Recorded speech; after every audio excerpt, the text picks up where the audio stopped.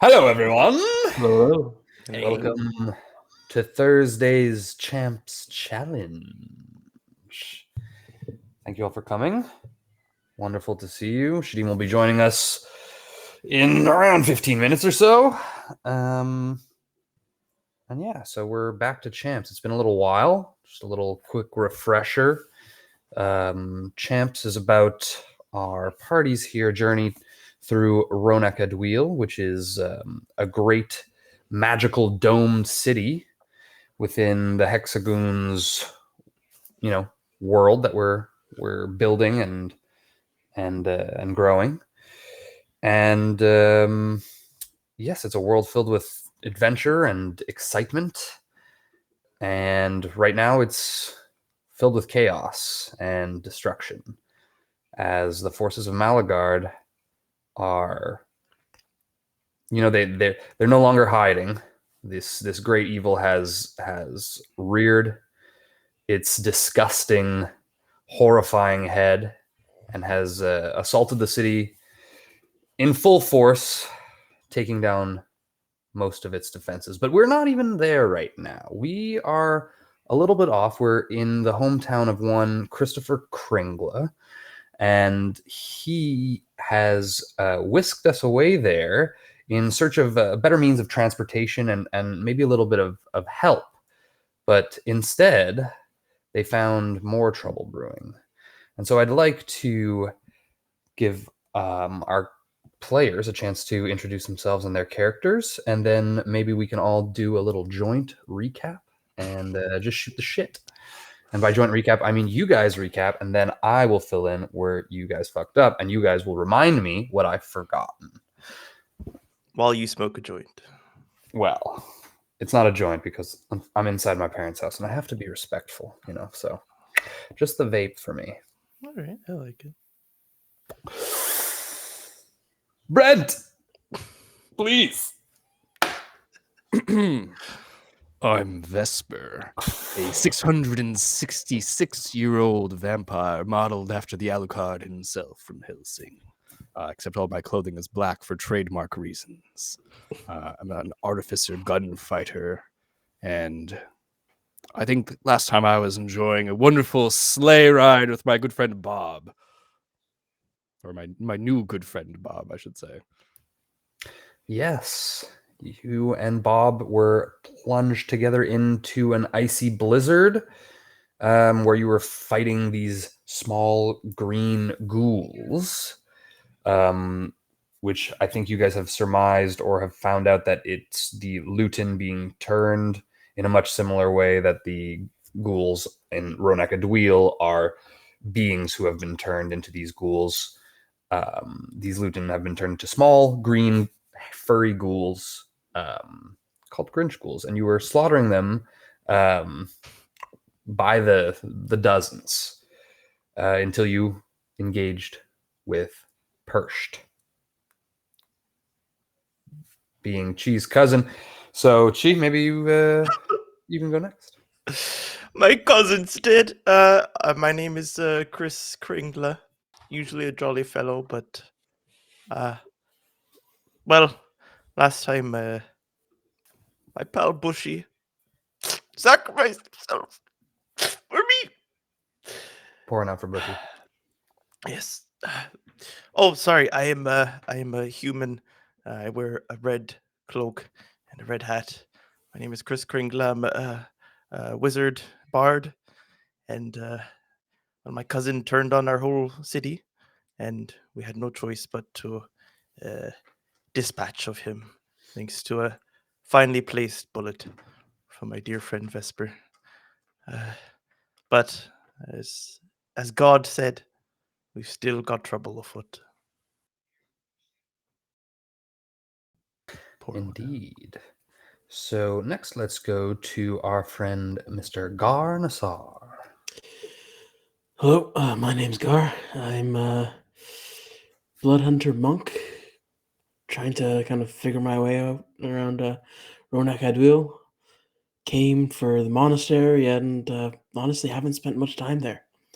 I was thrown immediately into this shitstorm that was the taking over of Malagard, and here I am, helping out these lovely people, trying to save the city, I guess. Very succinct. I love it. Rosie? Hey, I'm playing Rosetta Rocks, the time-traveling elf. She's a wizard and ranger who travels with her beast companion Mighty, a panther. And together they're going to save the world as many times as it takes. Beautiful. Shy? Rob Boss at your service. Rob is a druid cleric mixture. All he wants to do is save, the earth, the planet, all of nature, and keep it, not even just keep it alive, but to help it grow and become part of the world all over again. Because in Rowan Deal, that is the only place of life currently, and we need to preserve what there is of nature. So Rob is just trying his best to keep the trees, the animals, the happy little mountains all alive. And in his famous painter life, for whatever reason, he was whisked away and now a criminal accessory to the new friends he's come to love. Definitely accessory. We'll say accessory. Great. And so the only person who we're missing the descriptor is our friend Ruckus P. And he is a giant cyclops and past prince of Ronak Adwil, we can say. But maybe he'll be able to give himself a little bit more of a description when he arrives. I'd like to take this time to just thank Squirt just for being just so refreshing, tangy, and just as soon as it hits your lips, So sponsor us, Squirt. Oh, that sounds good. That did sound good. That was a good. Little ASMR. Got to get myself a squirt. Get yourself a squirt. Don't forget to give yourself a good squirt at the end of the day. It's all about self-love. So, guys, let's just, review again. What are you doing in pool? I gave a little bit of a descriptor, but in your guys' own words, what are you doing in pool? And what are you hoping to get, like, at this point where you guys are at? We were What's running the mindset of your characters a little bit from the cops, right? That's kind of why we're here. Most of us. I mean, Kind of. Gar and Esper and Bob never really got an explanation as to why we were going there. We were kind of just told, hey, by the way, Chris needs help. Let's go help him. And we were like, all right, cool. And we went. And then we found out that Persh was trying to take over Pool. We didn't know how he was doing it. More We got importantly, very he little had, information until we saw him show up with a box. They told me to shoot a my hex gun, so star. I did. And this frozen hex star suddenly made everything make sense. From no context to a flash, we knew what was happening. And we had to get that from his cold, dead hands. Poor guy. So I think we can confirm that Chris and Rosie had the idea to go back to Pool to search or try and get a sleigh, a vehicle, a means of transportation. That was the original need to go into Pool, and when they got there, they found this I guess impending catastrophe. This sense of general unease. And they were confronted Perched kind of in that moment as they were there kind of just figuring out what was going on. I think Perched didn't expect Chris to show. There was the moment for me that stands out is when Rosie takes out the box and I'm reading Perched's mind. He thinks they have one of those. And I'm like, he knows what a box is. And then I read and it's like, they know that you can read their mind. Excuse me, a hex star? Yeah. Oh, that's true. Well, back then it was okay. Yeah, it's true. Once We're a right, boss, now it's not. So we both looked at each other like, "Fuck." The other person knows. And then Mhm. it was on like Donkey Kong. That's it. Did we ever visit? What if we called them hex boxes? Hexbox. That's a hex box. Hexbox. Or is I that Hexbox like- 360. no. I like Star. I like Hexstar. We'll get used to it, Xbox One? and it'll be a lot easier in like coming future sessions. You know, Mhm. I think we'll be able to get that mindset in. I think so too. So yeah, and so when you arrived in Pool, then there was a blizzard that was kind of, you guys were how Pool is kind of set up is that in the middle is this grand kind of hut that is the feast hall. To the north of that is the big house and the pole, the North Pole. To the east are apartments, like these giant apartment complexes that house the majority of Pool. The big house housed the normal sized beings, because Luton, the beings that live in Pool, the natives, they're about 2 feet in height. To the west of the feast hall, there's the toy shop, the grand factory, basically, and to the south is the stables and the arches that lead to the kind of runway. And then furthermore to the west, there's the woods. To the northeast, there's the Great Hills. And to the southeast, there's the frozen lake. And out over the frozen lake, you guys witnessed a coming blizzard, but like a very contained blizzard, just kind of like relatively quickly moving towards you guys. So you called for the militia and for the Luton to kind of hide away, and you went to engage with this blizzard, this moving blizzard. You know, when you dove in, you couldn't see anything. You were confronted by Percht quickly after, and then he caused the storm to expand.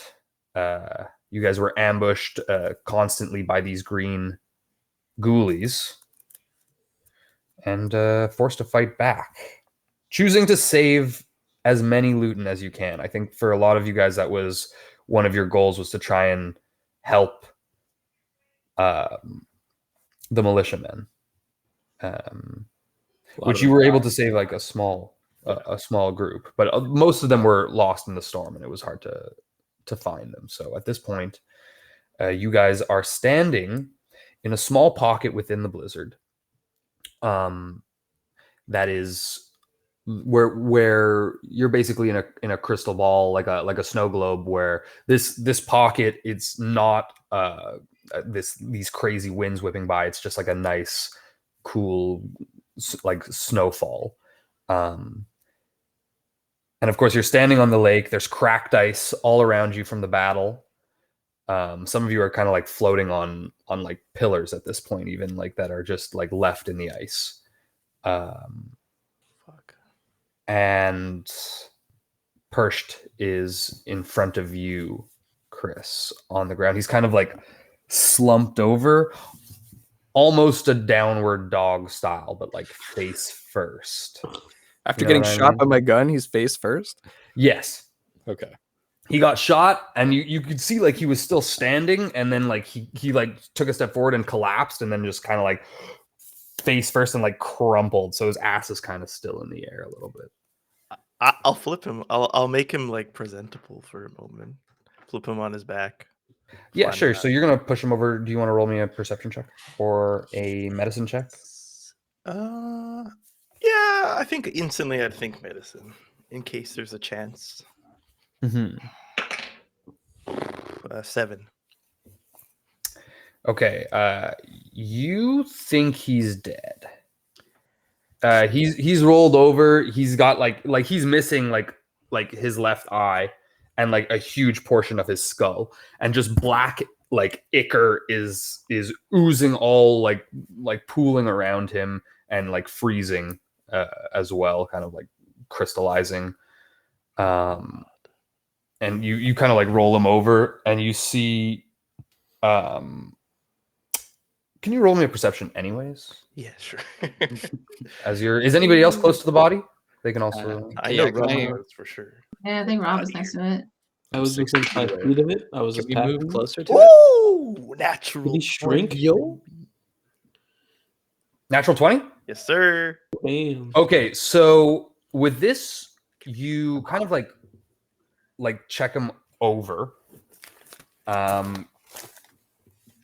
And you notice your note crumpled in his fist. You also notice he has some like stuff on him. I believe. I'm just gonna say he has like a bag on him, like a big bag. Did he shrink down? Because he was No. like 10 feet before, right? Yeah, Like, he's still the same larger? size. He hasn't shrunk down at all.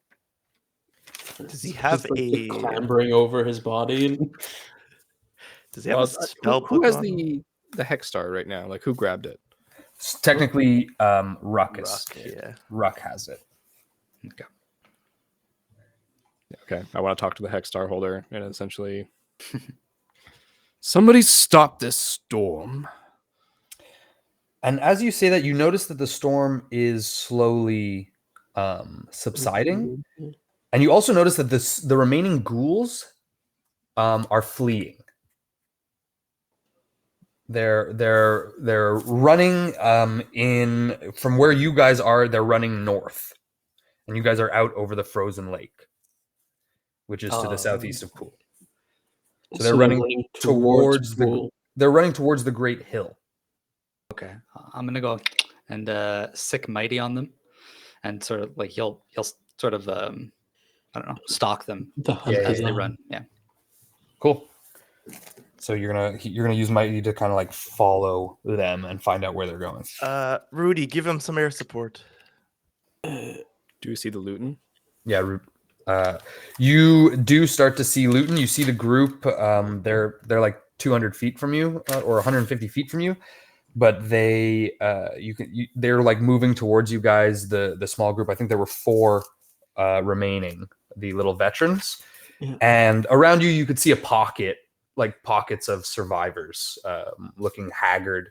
Some of them clutching like wounds, like bites and stuff like that. Yeah. Do you think they can be saved? You know, if the Hexstar turned them into those things, can they be turned back? Probably worth a try. I Yeah, don't know I if we think have the so. time. I mean, I don't really know much of its capabilities, but How close is the nearest one? The nearest Luton or Yeah. the nearest ghoul? Oh, well, anyone who's been like bit by a ghoul that's like transforming. Oh, okay. So they're not transforming yet. They're just bit, and like the disease is gonna spread. You know, it's not like an instant transformation. They have to Mhm. die first. Okay. But you can go to the nearest one. We'll say he's bit on his forearm. Yeah, it's just Gar gave me an idea, so I got like a little light bulb over my head, and I take the hex star, and I remember that it had mine specifically had like healing powers, Yes. or is that the one Chris has now? Technically, yeah. Because do you have the astral one or do you have the royal one? Shoot, you described it last sesh, but I can't remember which one we had. The Astra one is the one that I've been speaking to the most. Okay. Okay. That's the one Okay, so, all right. That's the one from your spectral dad. That's not actually your dad, Rosie. The astral one. So you still have the royal one, which is Waxley's original. Okay. Yeah, so I remember that one had some like healing properties. Yes. So I'm gonna try and channel that. I have a few like rudimentary healing spells. So Rosetta's gonna try and like collect the knowledge that she uses to cast those spells and try and amplify it using the Hexstar to see if she can cure him of the ghouly bites. Sure. I I'm just looking for the page. Here it is.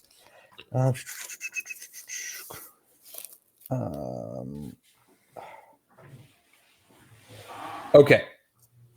So go ahead and it'll cost you 2 charges for what you want to do, and you can double it by adding 2 more charges, basically. But you're basically, it can give you cure wounds. That's the one you've discovered so far. Right. Yeah, I'm trying to do more of like a shot in the dark type thing because I know that cure wounds won't work. So very good. Okay, great. I would like to like exert myself if possible. Yeah. So just roll me an Arcana check.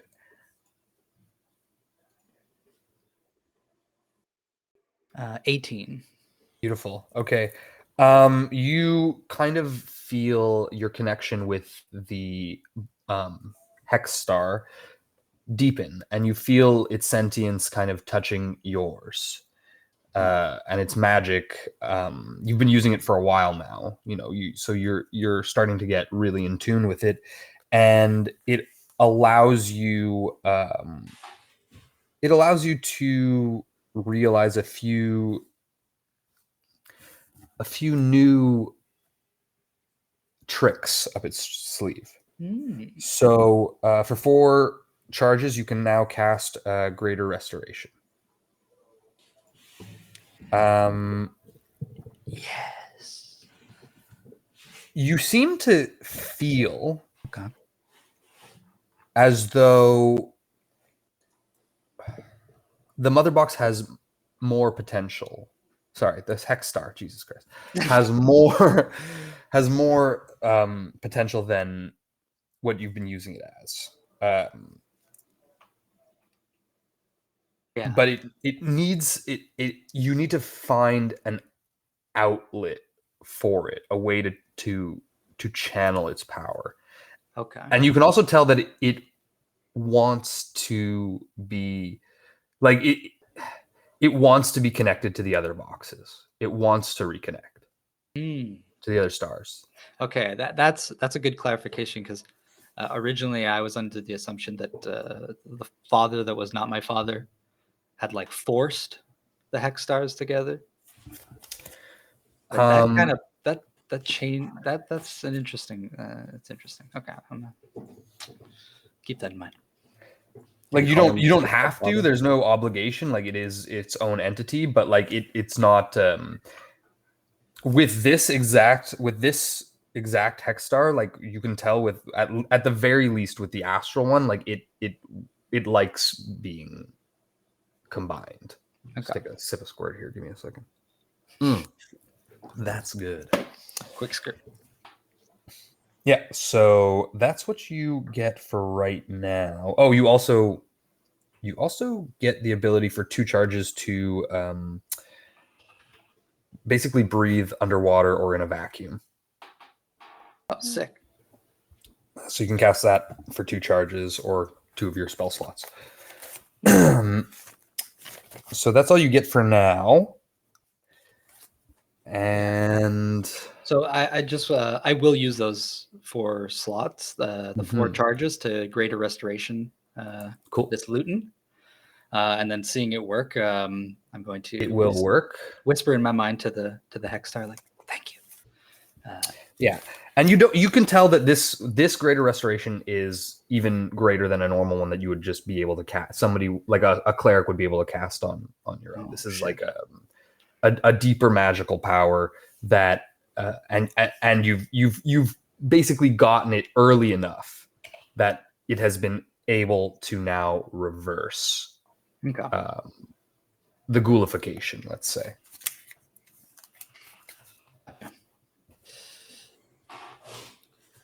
All right. Has anyone else been bit in the party? So Ruck had been. Ruck's been bit like 3 times. I'll do it on him as well. Okay. For that, we're gonna wait to do that. We need him to. I'm gonna need him to make some rolls as a PC, and as somebody who was bit far more than just once, and rolled poorly as well. Are there symptoms to this though? Like, other than like a bite mark, is there actually like symptoms like of this spreading Well, you can, disease? yeah, you can see like in the veins, like almost like most zombie things, like you can start to see the spread, and their health will deteriorate, and they'll quickly like lose a lot of weight, become ragged, and start to grow hair all over them. You know, they start to just like become more decrepit, and then get shaggy like hair on their arms and their face and their chests, and like turn into these ghoulish beasts. And so after what Rosie just did, this has diminished or gone Yes, completely. on that Yeah. individual, yes. On that Luton that was closest to her. Oh, seems like it can work. I look over at Rob and I go, "Did you get bit?" Wait, are you a tree? Does it even affect trees? Can trees talk? Apparently trees can't Rob talk. can't talk. We'll have to wait till he turns back out from his tree form, I suppose. Are we sure that's Rob? Well, Vesper said he was riding the carriage with him, and then he fell from the sleigh as a tree. Was there a tree with you in the carriage sleigh? Well, Definitely I think not you in can, the even though he like Rob looks like a tree, you can still tell that it's Rob. Yeah, Rob's just not talking. That's why we're doing this. It's a tree with a giant afro. Oh, I see. Yeah, it looks like a huge broccoli. Breaking Huge, the illusion. just head of broccoli. Gosh. All right, since Sorry. Rob's not talking, I think Vesper sighs because it's not going to be very lucrative to bring these Luton back now that there's like a few of them. And I think they're soldiers. They're kind of like coming to get healed. Now they're a drain on resources.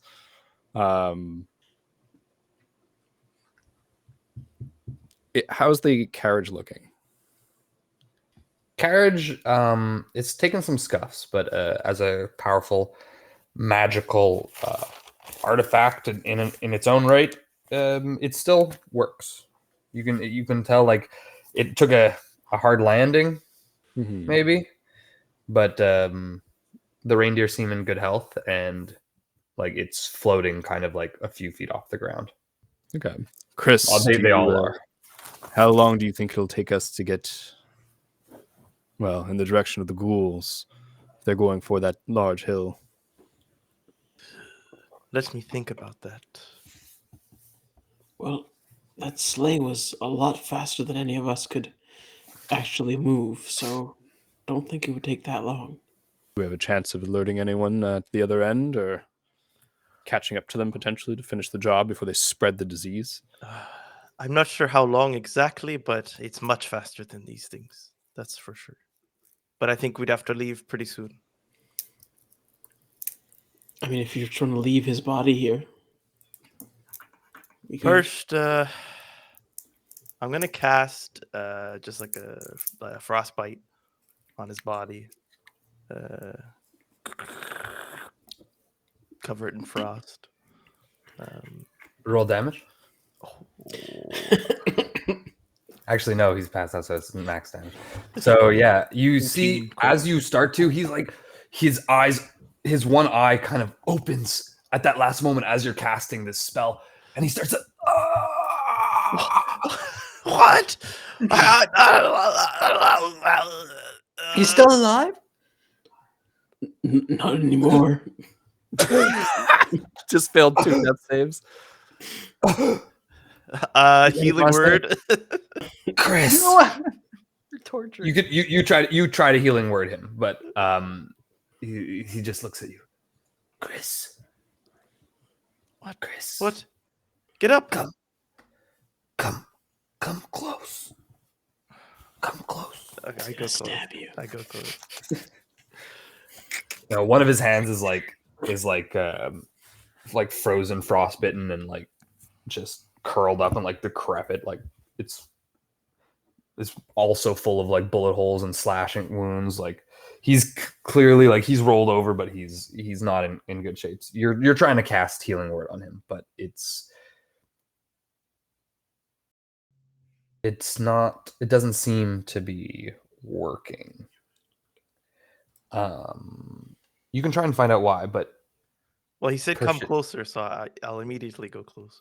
yeah, he kind of like pulls you and he puts his lips close to your ear, so close that you can like feel them moving, and he'll whisper in his pained voice, I'm sorry. I'm sorry. I've No. Save your breath. betrayed you. No, come on. You're still up, right? I am a deceiver, a liar. Why did you have to go and do that?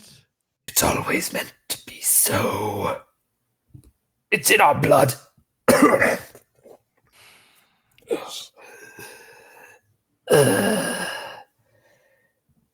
They were sent here. You know it to be true. He's still alive. What? Who? Our parents. That wasn't a lie? They were sent here to capture the Hex Star. This place pool. They built it to be the staging ground of her assault. There's still time. What can I do? What can we do? There's still time. You must. What? Come on! First! Silence. And his hand falls, and your note kind of like tumbles from his hand. What did the note say, by the way? It was Because he never got the chance to read it. the first page of my naughty and nice list, and his name is written in like permanent gold ink in the nice column.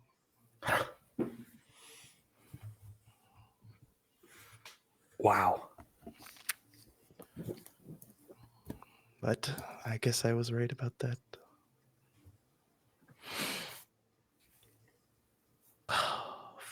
First.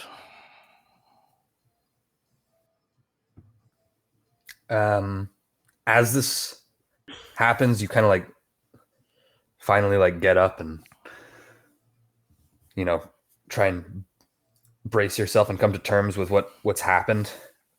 The ice beneath Perst cracks, and his corpse descends into the icy waters below. Did you? Oh, okay. This happens on its own and is surprising, but it's literally just like a 5-foot square around him. And what's weird is that you're already on like a floating ice platform where you guys were like had landed with Rob next to you. When he slammed, it created like all these like shatters in the ice, and somehow in the middle of this floating platform, this hole has just opened up and I swallowed. call out. It seems a tad convenient. Can I'm I make surprised this 12-foot body can go into a 5-foot hole. Well, you know what I mean. Like it was Just just hit the edges of a square and it just descended straight down. like out of an airplane window. Yeah, exactly. Can I make an Arcana check? Just fucking. I'm not gonna put too much effort into it, but Yeah, go ahead. Anybody can if they want. Anybody who's close, like anybody who's on the platform. 22. I'll come within 30 feet. I'll like move forward 30 feet. Gun pointed at that spot. Yeah, we can say you're close. I would just like taste the snow.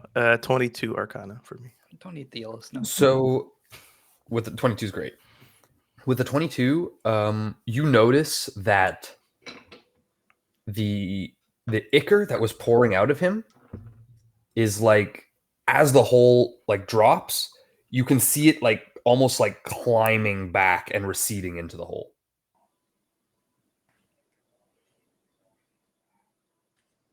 Okay. Nasty. Is Brent talking? I can't hear him. No. Okay.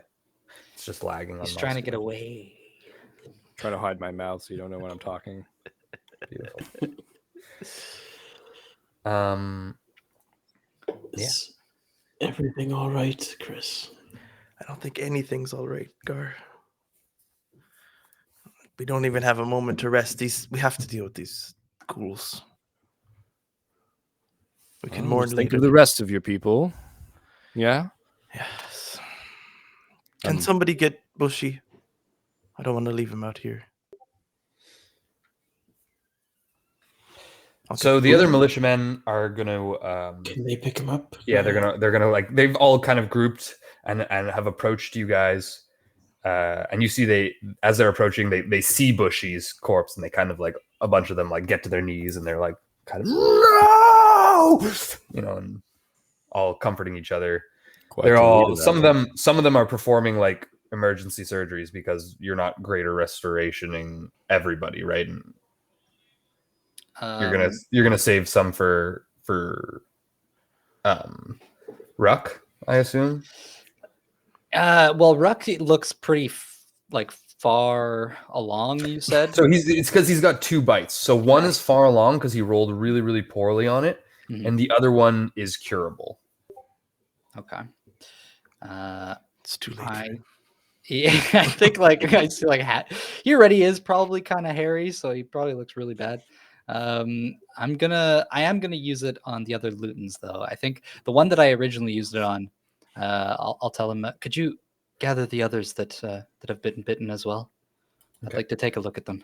So out of the 13 that are left, 4 of them have actual like bite marks that are turning. Okay. Yeah. So while I still have like the sensation of the, I'm afraid to like kind of lose it because it was the first time I used Greater Restoration. So I'm gonna like do it right away to all of them once they're there. Okay. And then I'm just gonna be there like freaking sweating like. Sure. So I'm just gonna make some rolls, but it's gonna cost you 4 every time. I know. Okay. I'll put my hand out. Like, we've done things together before, so I just put it out like if you need it. Okay, so like, you're I'm a gonna share spell slots? If he like lets me or wants me. Yeah, it's up to you guys. Yeah. Chris, no, please let me take care of this. You've been through a lot. Thank you.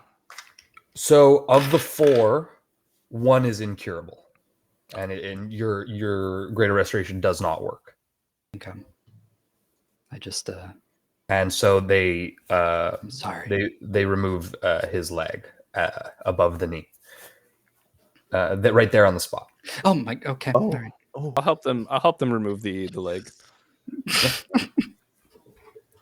Roll me like a medicine check or an attack roll, whatever you. Shoot it clean off. I'm actually good. It's high noon. Decap the motherfucker. I think this is the first time you guys see this too. Is like Vesper gets in there, kind of like puts his gun away, and then like surgical precision kind of thing. Like I am trained in medicine. That's not great though. That's an 11. What do you use? Luton anatomy. But if you let me help, essentially I just want to help. Yeah, you got over 10, so essentially you're helping.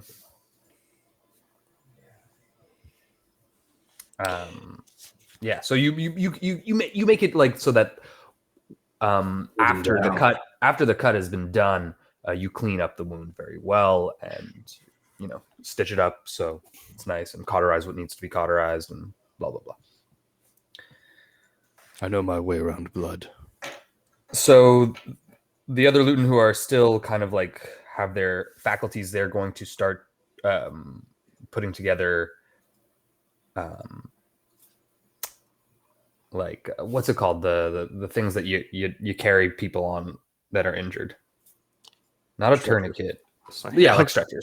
I was about to say tourniquet also. Wow.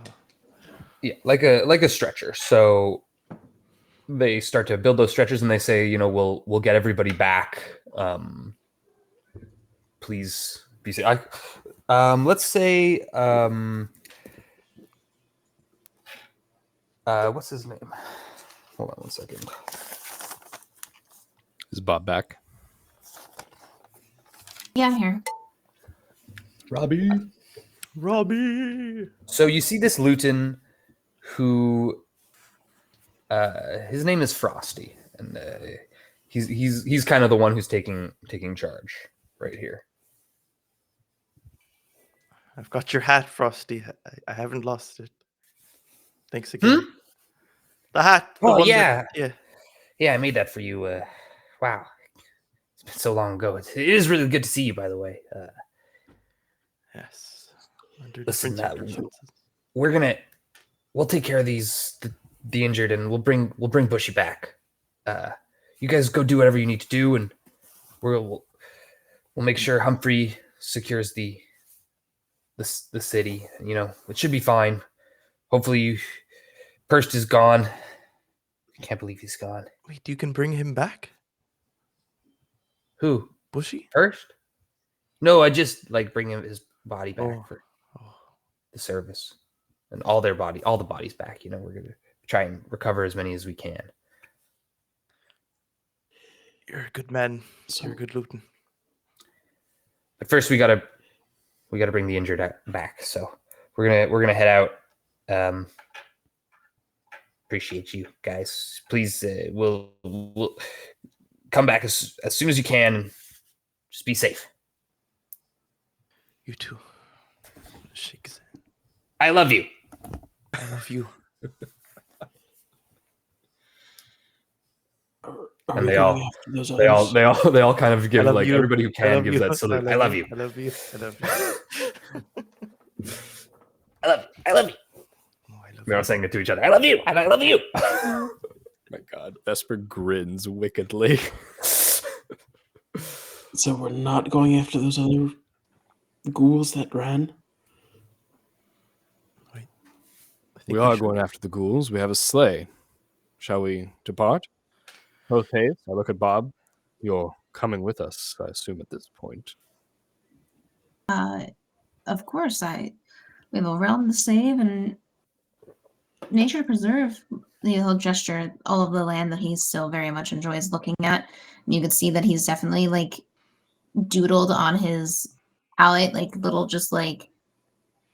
paint sketches, just little paint doodles, just oh, wow, look how this tree looks, look how this thing looks. He drew a deer. A reindeer. You can also just draw into you can with your palette you can paint into the air, and these images will just follow you around and float around you. Oh, okay. He wants to save it for later. So if we can follow him indefinitely, that will happen. Not indefinitely, but for a few hours for sure. And it doesn't cost anything for you to do these minor illusions. It's basically like a minor illusion cantrip that you can just do, but it's just takes the shape of this painting, whatever you're painting. So you can basically do it at will. It fades eventually, and you have to recast it, but it doesn't cost anything for you to do it.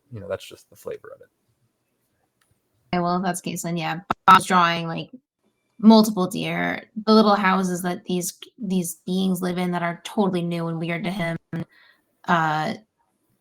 Basically, yeah, art notes Beautiful. around him. What a marvelous power you have. So Yeah, and they look specifying. painted, but they do animate as you kind of complete the image. They'll animate themselves, and and also if you're walking, you can order them to move onto paper, and they'll become the image onto a piece of paper or onto a canvas or something like that. I don't think he has a choice but to come with us if he wants to get back as well. I'm just making polite conversation, Gar. Bob also looks pretty rich. I'm interested in that too. We'll talk about it in the sleigh. I recline on one of the seats. I climb Let's in. go, everyone. I get in the back seat, put my hood on. I'm like, I need a nap. Yeah. Close my eyes. Ruck gets into the back seat with you, though. Oh god! Crushed into the corner. Could we So- possibly so- address the box? I don't know if it should even Address the coming. box in the room. Yeah, the globe. Sorry, not the Star. globe. The star in the room. Uh, or we could just leave. I don't know. We You have can a address it. third hex star. I want Shadeeb to do it, but I don't know if he's coming. It was just like He just Right, messaged me that he's sorry that he's running mad late, and I just said, okay. "Hurry up." Good. Okay, Hustle. we'll wait. We'll wait. So, you can Rob, hold on how- to it for now. All right. how long are you staying as a tree? Bob is no longer a tree. After the battle has ended, he stopped being tree.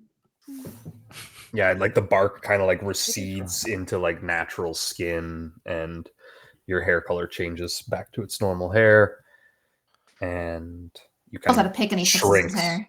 Yeah, Out of nice. character, I think I had missed the session. Bob, did you tell us why? What, like, because you seemed, I think you were like lamenting when we first met you, and I don't think that Vesper has closed that knowledge gap. About Something About about what? your studio, I think, was at the time. oh, he's upset that now his studio is compromised and he's sad about it. But no, There's a Bob. dead body there. Yeah, there's a dead body just chilling in dirt in his studio. But no, Bob is just trying to make people care about nature again. But I thought which you is had mentioned why- there was some company that was buying you out or something like that.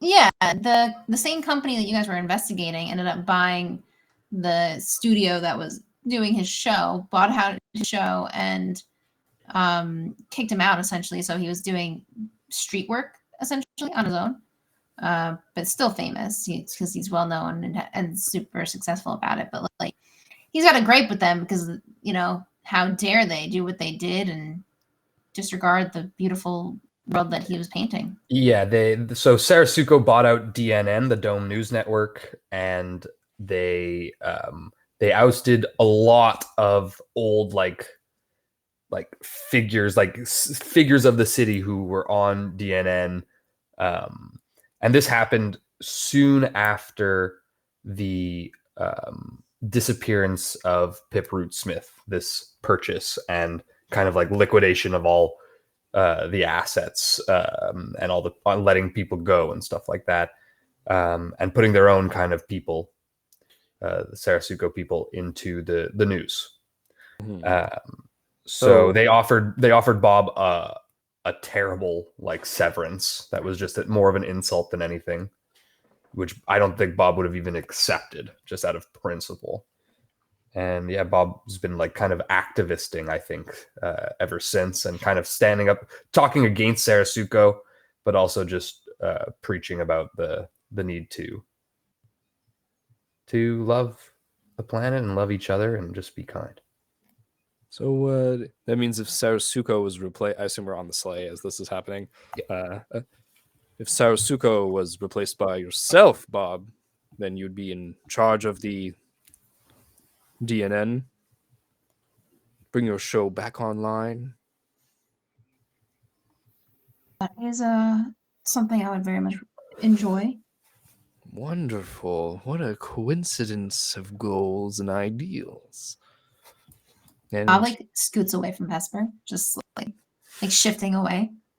he's giving you like a bit of an evil look from under his hat, and he goes, and if someone was to help you reach those goals, you'd be favorable towards them, I assume.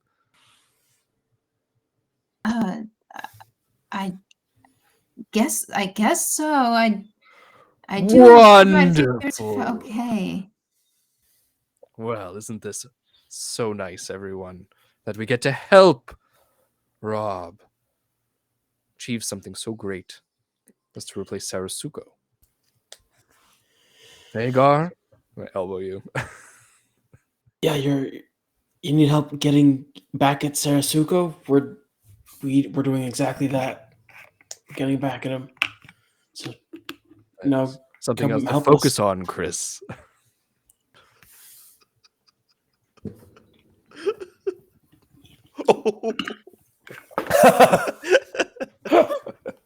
You're just sobbing.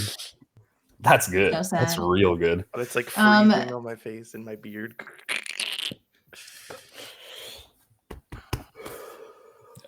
I don't know. Vesper just has he kind of has his hand out of the sleigh, touching the cold ass wind with his vampire hands, just feeling the cold bite and relishing in it.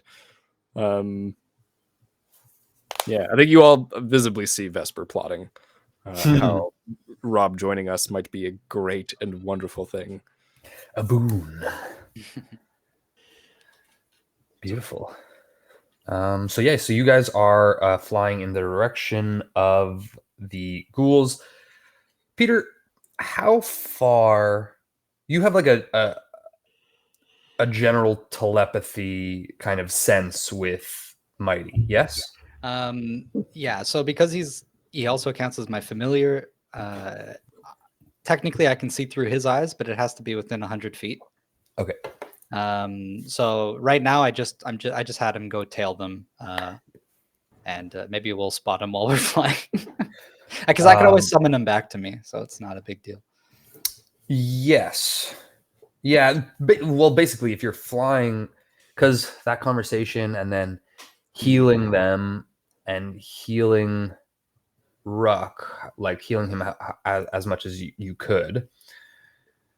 I'm gonna say that it took like 2 hours in that clearing before you guys, or you probably wouldn't have waited that long. So maybe like 45 minutes, 30 minutes to like collect yourselves, help the guys, do not even. I mean, how long does it take to cast those restoration spells? Because I would have bandaged that guy up real quick and got him the sleigh. Well, how quick do you think you could bandage up somebody after you've removed their leg at the knee? Vesper? Very quick. Yeah. Oh, okay. Understood. So he's like screaming in pain, like, he's like slower, and like Vesper like will look at him and essentially like gun to his head and be like, shh. and just hurry up. Question. Oh, could this- he's passed Okay. out. He's for sure passed out. Perfect. He's not even moving. Once the leg came off, like he was shocked, catatonic. No, go ahead. I was gonna say is does this sleigh ride count as a short rest Me? in general? How long Is are it we in better the now? sleigh? Yeah, how long are we in here for?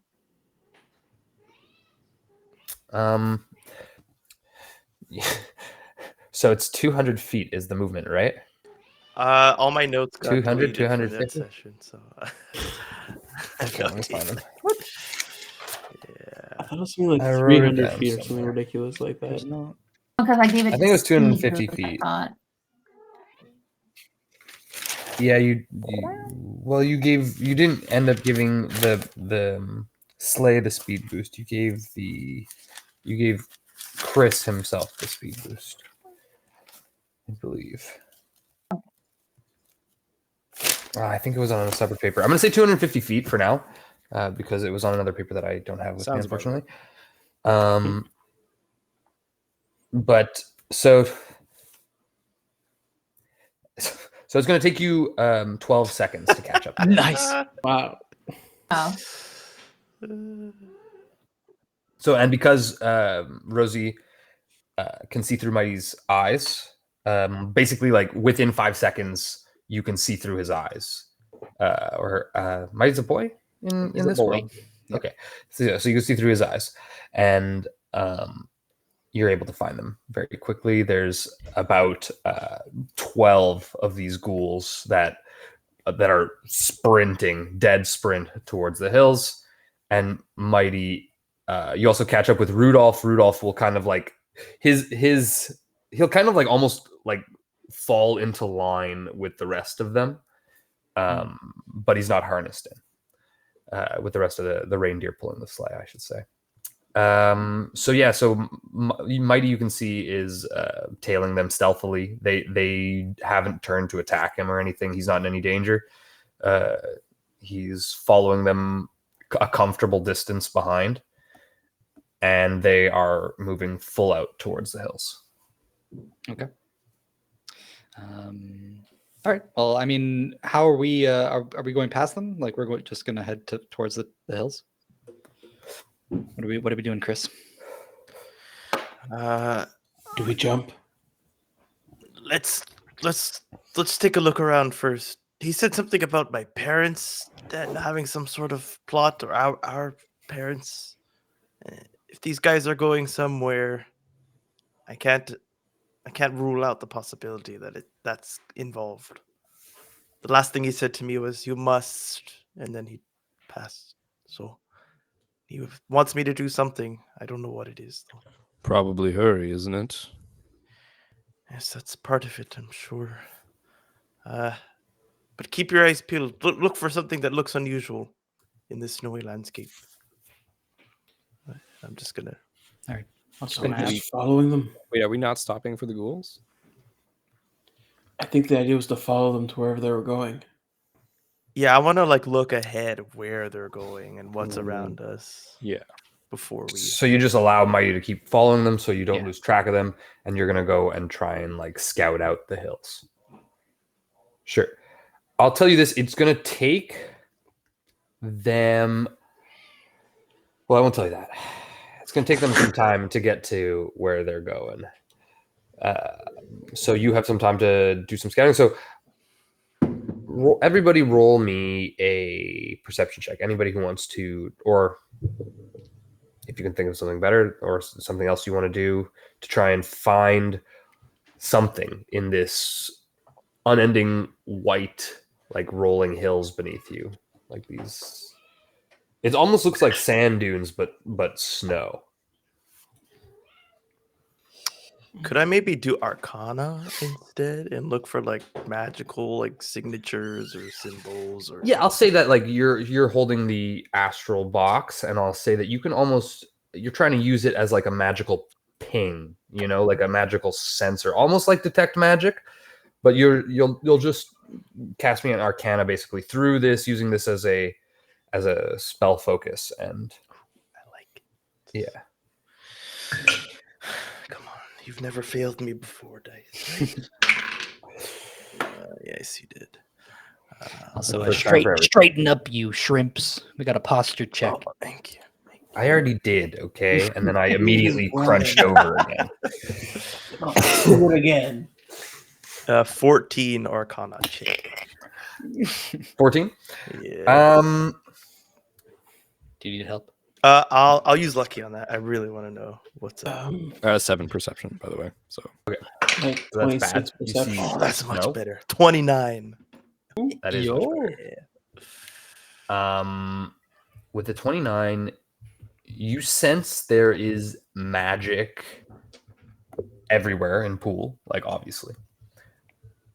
But in these hills, there's the same darkness that touched Perst, that was suffused with Perst, and the same darkness that you felt in the realm of Malagard.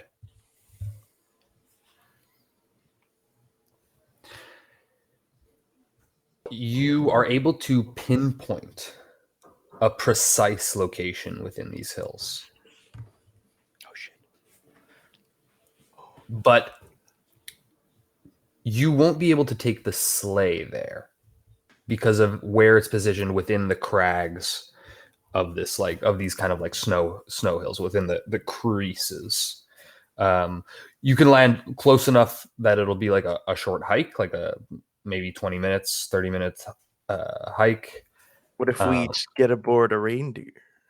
That is another option. Oh. And if you each get aboard a reindeer, how many reindeer do we have? Dasher, Dancer, Prancer, Vixen, Comet, Feet, Dada, Blue, 8. 7. And there's 6 one, of us. 6 of you. So that would leave 1 to hold up the sleigh. We could park the sleigh. Ruck. Oh, Ruck needs 2. that's true. Leave him with the sleigh. Oh, Or that. So it's just because the sleigh needs reindeer to fly. Ooh. No. Well, actually, I have Rudolph. Yes. So I don't need one of the. I think it's 8, right? Dasher, Dancer, Prancer, Vixen, Comet, Cupid, Donner, Blitz. So 8 plus Rudolph is 9. Is 9. Okay, so 3. I'm gonna say like you have to leave at least 2 with the sleigh to keep the sleigh aloft, but it'll have a vastly reduced movement speed. Yeah, for sure. But 1 is not enough to keep the sleigh aloft. 1 is enough to pull the sleigh on the ground, but it won't be able to fly. 2, it can fly, greatly reduced speed, and then the speed increases with each Subsequent. added reindeer. Exactly. All right, So so the if we leave max 3, it still should be good to hover.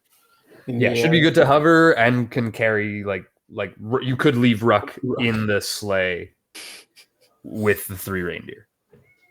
Just watch the sleigh, Rock. We'll be right back. Where are we going exactly? I'll like point to the pinpoint location that I. Yeah, it What? looks like snow. What was it about this specific location that I'm like, this is the place to go? That's the concentrated you sense a concentrated darkness in that area, the same darkness that you felt in Malagard's realm, like when you were in that tower and you guys were fighting these demon lords. There was a general sense of dread, and you're feeling that. Feels just like Malagard's realm in there. But do we want to leave these ghoulies on their peaceful way? Maybe catching up to us eventually and pinning us in. Are they not coming in this direction?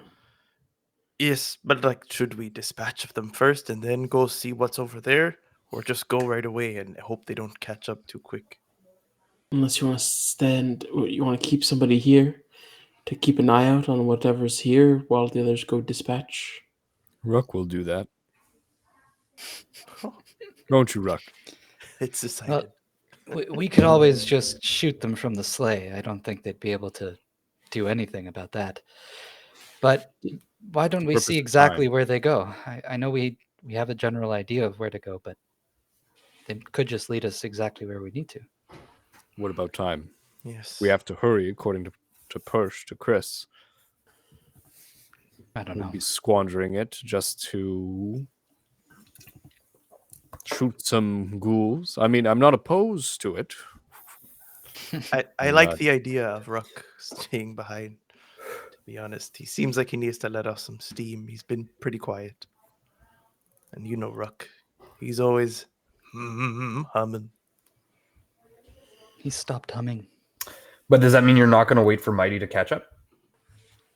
I think you can just bring. I can return Okay. it to me. Perfect. That makes sense. Yeah. All right, All of a Ruck. sudden, he's just walking across your back. Yeah. Yeah, Ruck and Rock. They're just chilling. Suppose here. Yell out to Vesper if you need anything. In your head. Everything will be fine. Oh, you say that, and then I turn to Rob, and I need to see your passport if you're to join the telecommunications link that we have going. I was going to say Rogers Wireless Network because Brett Rogers. Yes. Is Rob actually? I don't think Rob's gonna like pat his chest. I don't think he has a passport on him. You don't have your Ronak Hadwheel card? Is that a thing that he should be carrying? It's something that he would be carrying normally, then I guess. But I think we all have. I mean, the DM has to confirm in this moment. Well, Does we're Rob have the also Ronak people that came Hadwheel? into the city. Yes, Ron. Yeah, he has a passport. Rob has a passport. Okay. So Rosie doesn't have a passport, or you were given one by Waxley. Yeah. So everybody has a passport now. Okay. And is that something that people generally carry on them? Generally, it's Like like an ID card. ID. Yeah. Got like a map too and stuff in it. Yeah, it's like a map, Digital. ID, and banking card, and Yeah. It has all of your personal information on it, like anything related to you, and you can link it up with people especially during the challenge. You know, Can you still usually it's to link like family members or like people like within the government of Ronak Adwil. Like you probably were linked to people from the Dome News Network, DNN, but during champs, like during the challenge itself, people can just choose to link up together without needing any approval or anything like that. They just link up to form their own teams. No, in this case, the reason I need to see your passport is I have a telepathic implant that allows me to share a network between everyone by relaying messages. Yeah, I mean, if that's what you need, and I guess Bob will like show it to him, but Well, of course, it's Not just a give it to small him? fee. And I tap your passport. it's That's when you small guys are fee. here. What fee? Just a gold per word. No more. No, absolutely no less. not. He'll take his passport back. It's too late. I've tapped it. You're part of the group now. Come along. And go towards the direction that Chris has signaled us in. A gold per word. I think he means well. You're a very trusting person, Rob. So you like dance up the hill. And then immediately stealth. Beautiful. So is he scouting? Is that it? Are we off the sleigh already? Yeah, the sleigh has landed and then taken off again with Ruck and Rock kind of circling above you guys. Mighty's Time of back day with is it? you if you wish, and you guys are off the sleigh. You have your individual reindeer Oh yeah. if you'd like. Hell yeah. How do you time of day is it? control these things? It's the eternal twilight of Pool. Like it's Perfect. always This is twilight with an 32 aurora. is Beautiful. Again. Rock, sorry, Gar. How do you control these? I've never ridden a flying deer before. I find normally if you just try and talk to something, even if it doesn't speak your language, you can get the general sense of what you want. So just pet him behind the ears and ask them to guide you there. Wait, Which okay, you one guys is have to this claim one? a choose claim a Comet. reindeer. Ooh. I choose Blitzen. Which one's this one? I be Blitzen. I try to mount Comet. Gar, immediately. you can have Rudolph, Gar. He'll know what to do. You're more familiar with Rudolph for sure. Reindeer. All right. roll. Hello, Rudolph. Roll me a Red-nosed reindeer? roll me an animal handling Yeah, I'm gonna need that. and roll it at disadvantage. Oh, for Rudolph? That's why I gave him Everyone? Rudolph, because I thought it would give him. Not everyone, just Oh. Gar. No, my Oh, dark Rudolph. tentacles surround my reindeer. That's It a knows. nat one. No! So Get kicked in the face. yeah, well, Rudolph will like you'll guide him towards Gar, and then he like kind of stamps his feet and kind of goes, and just kind of like stamps off and refuses. All right. Oh my goodness. Animals have never really liked me that Sorry. much. No, he just doesn't want to Something be away from about me, I think. well, my blood. It's oh. I can run. It's okay. And Gar's just gonna go No, off no, the no, hill. wait. Comet. Come here, Comet. Come on. No, I chose You Comet. try it. I still have 120 movement. It's all good. All right. But Are you took still Comet? flying? Nope, I'm running on the ground. Wait, but actually come back.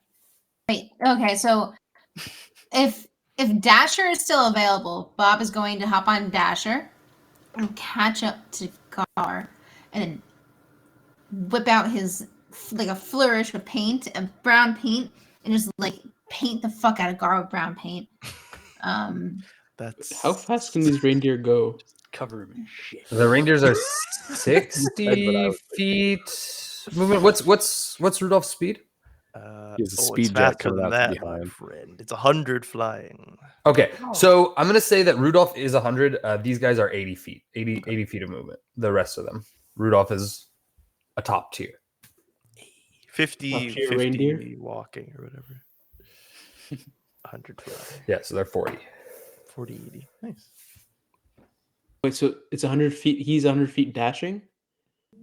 A comet is 80 feet dashing, 40 No. feet movement. No, 80 feet flying. So I guess Oh, okay, okay. 160 dashing. Okay. Okay. But his name's Dasher, so I don't know if he's always Dash. Okay, well, according to Google, Dasher's the fastest of the reindeer. So Not in this Not in the world. reality. Yeah, not Wait, that's Christmas lore. Come on. We've kind of the, perverted the, that. the more. reindeer are young. Okay, they haven't achieved their full their Peak peak reindeer. status yet. Okay, they're Dash still will in get there. training. Dash will get there. Dasher just has ADHD at this point. Okay, he's not actually that fast. That is B pill and today. ADHP. Oh, that's a dark world. All right, so I can basically run as fast as these reindeer, anyways. Yeah, Crazy. yeah. Gar has no issues. And then if I'm painted with brown paint, apparently I can double all your speed, anyways. Woo! It's not double the speed, is it? It's haste. Yeah, it doubles your movement. The brown paint is haste. Um, Oh is it yeah. is it brown It paint? is. Yeah. So I can move 240 feet. Well, I'm like sneaking that guy- ahead, wreathed in shadow, and you just Werewolf stuff. He's a freak. He's the fastest kid alive. The fucking man. Flash, though, for real. Holy crap. Yeah. I gotta keep up now. Where am I going?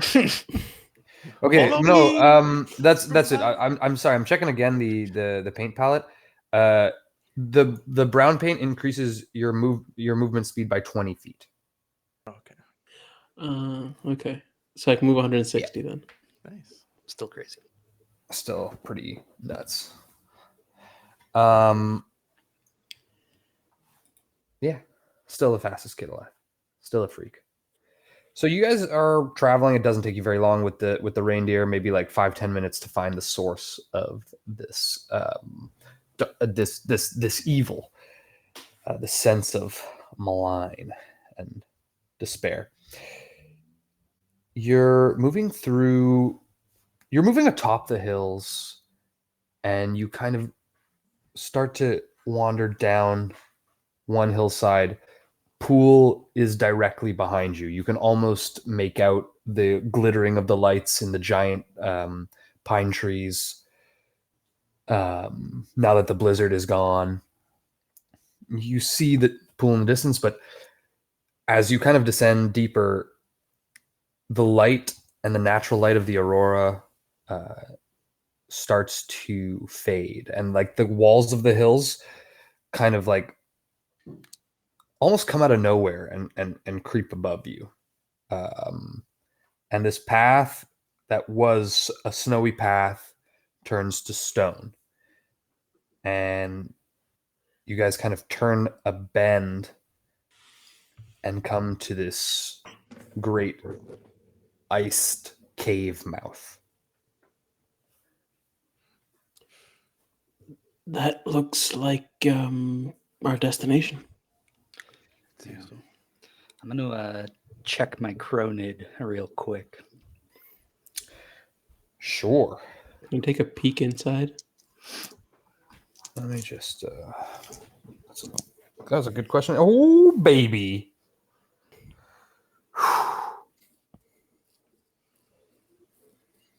266. Okay.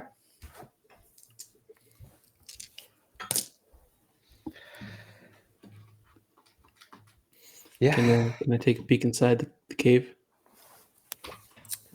Sure, yeah. You walk in.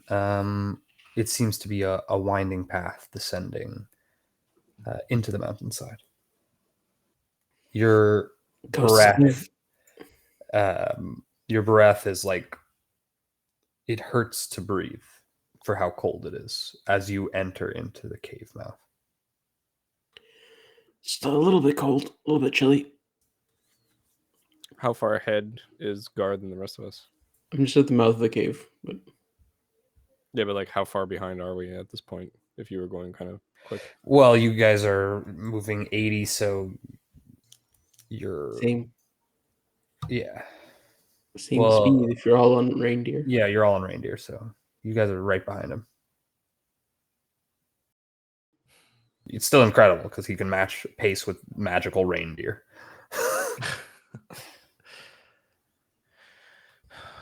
Goodness.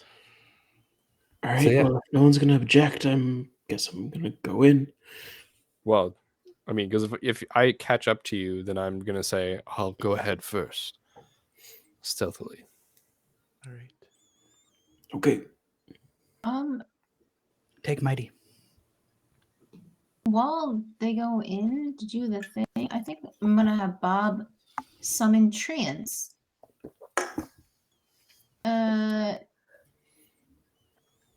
Yeah. So there are no trees in your immediate vicinity, Oh, damn it. but You can because I you're in paint these, trees. you're in these, yes. So you can. It takes a charge to paint an object, Yeah. I'll paint and it takes the 2 tree. charges to paint a large object. Just so you know, depending on like the size of the tree. I'm just gonna do. But yeah, you can paint 1 or 2 trees, and you can animate them. Yeah, I'm gonna paint 2 trees and make 2 little treants. Why not make use of the natural landscape and paint snowmen? Got a lot of snow. Yeah, but I have the thing for treants. Okay. The magic items don't work that way. Yeah, this snowy landscape needed a couple happy little trees. Yeah, and now they have them. Happy little living trees. Just the natural beauty of the landscape. Could it be? Tis. Ruckus P. Do the thing. Do the thing. All right, let me get him in here. Oh yes. You did, Ladies and gentlemen, he's arrived just in time to enjoy my last sip of wonderful, tangy squirt. Not a sponsor. Sponsored. Not yet. We spoke Not with about that it attitude. this morning. I'm up to date about that. Don't worry.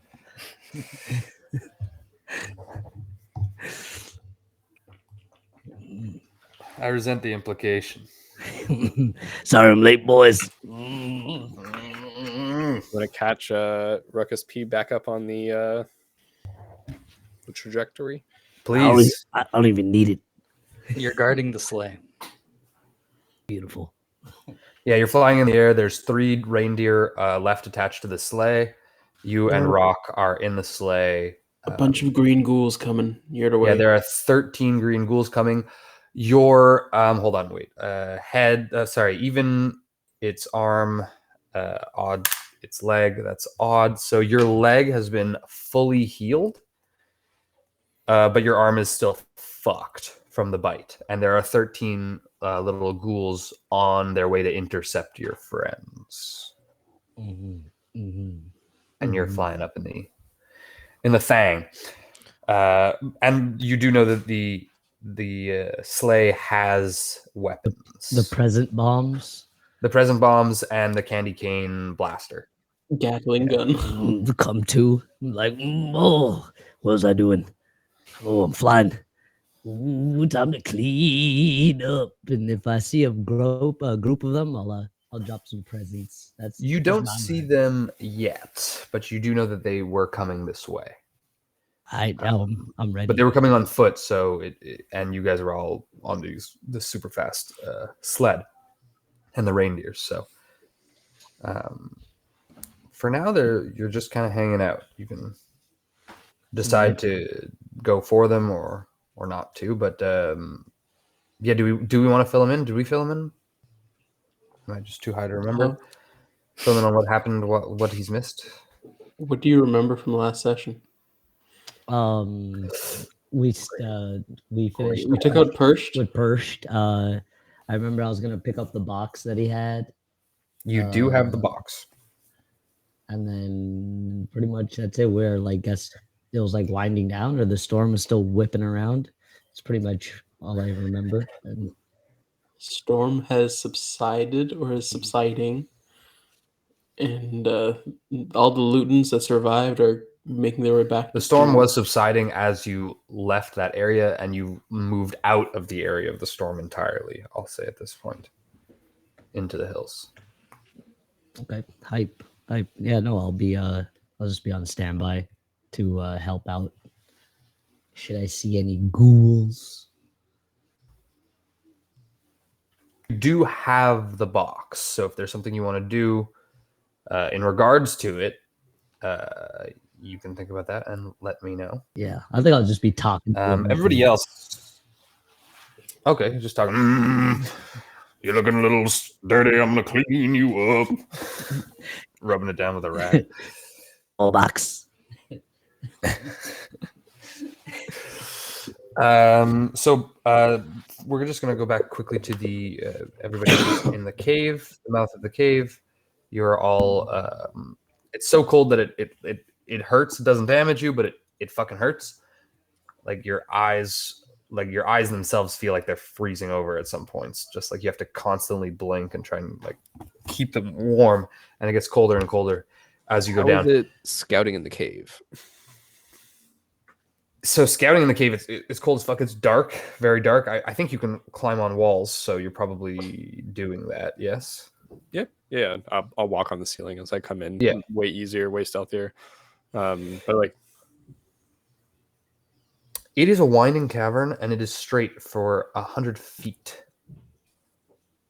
until it seems to open up into a room.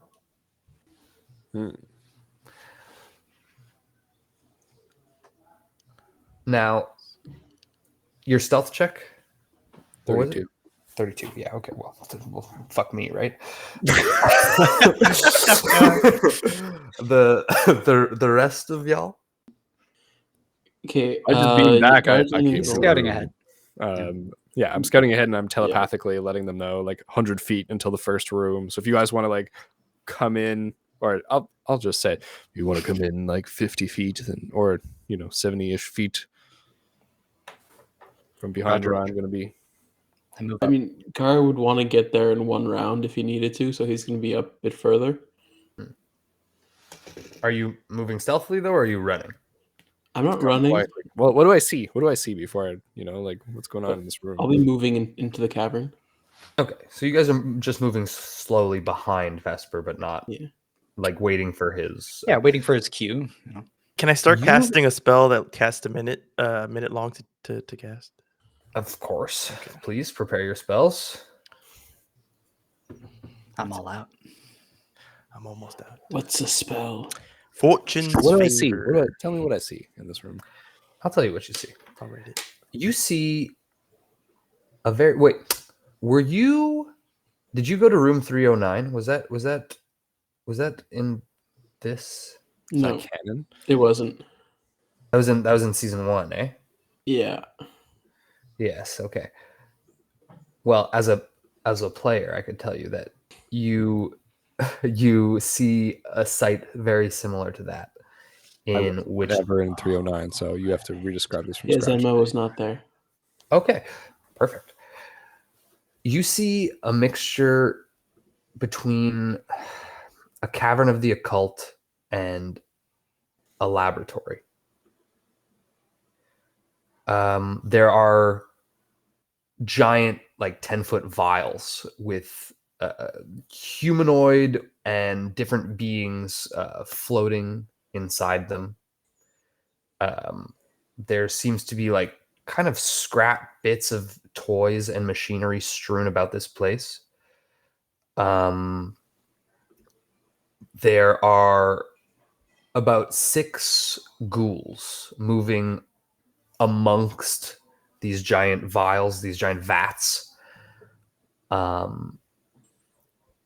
Furthermore, deeper into the room,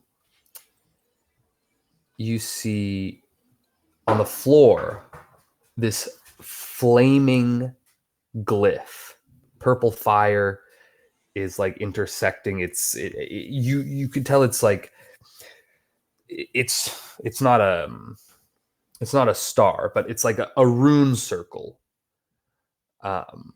glowing, and in its center is this kind of orange eye. And then around the major glyph, there are 5 smaller glyphs carved into the stone and ice floor. All of the glyphs are alight with this kind of like purple flame. Furthermore, there are 3 of the beings that you faced in Malagard's realm. What? Like the Daedric, like black armored dudes. Yeah, the demon lords. Okay. Is there any of that fleshy realm in here or no? No, not yet. Reveal your hand to me. I'll telekinesis or telepathy back to everybody. 6 ghouls, 3 we're just gonna call them Daedric warriors. Just for 3 Daedric warriors. And is that the Eye of Fagamoto that I see? It is not the Eye of Agamotto. Oh no, Fagamoto. Oh, I don't know what that is. No trademark. Understood. It is not that. I'll tell you that. It is well, roll me a perception. Do I recognize what this is yet? Roll me a perception or roll me an arcana.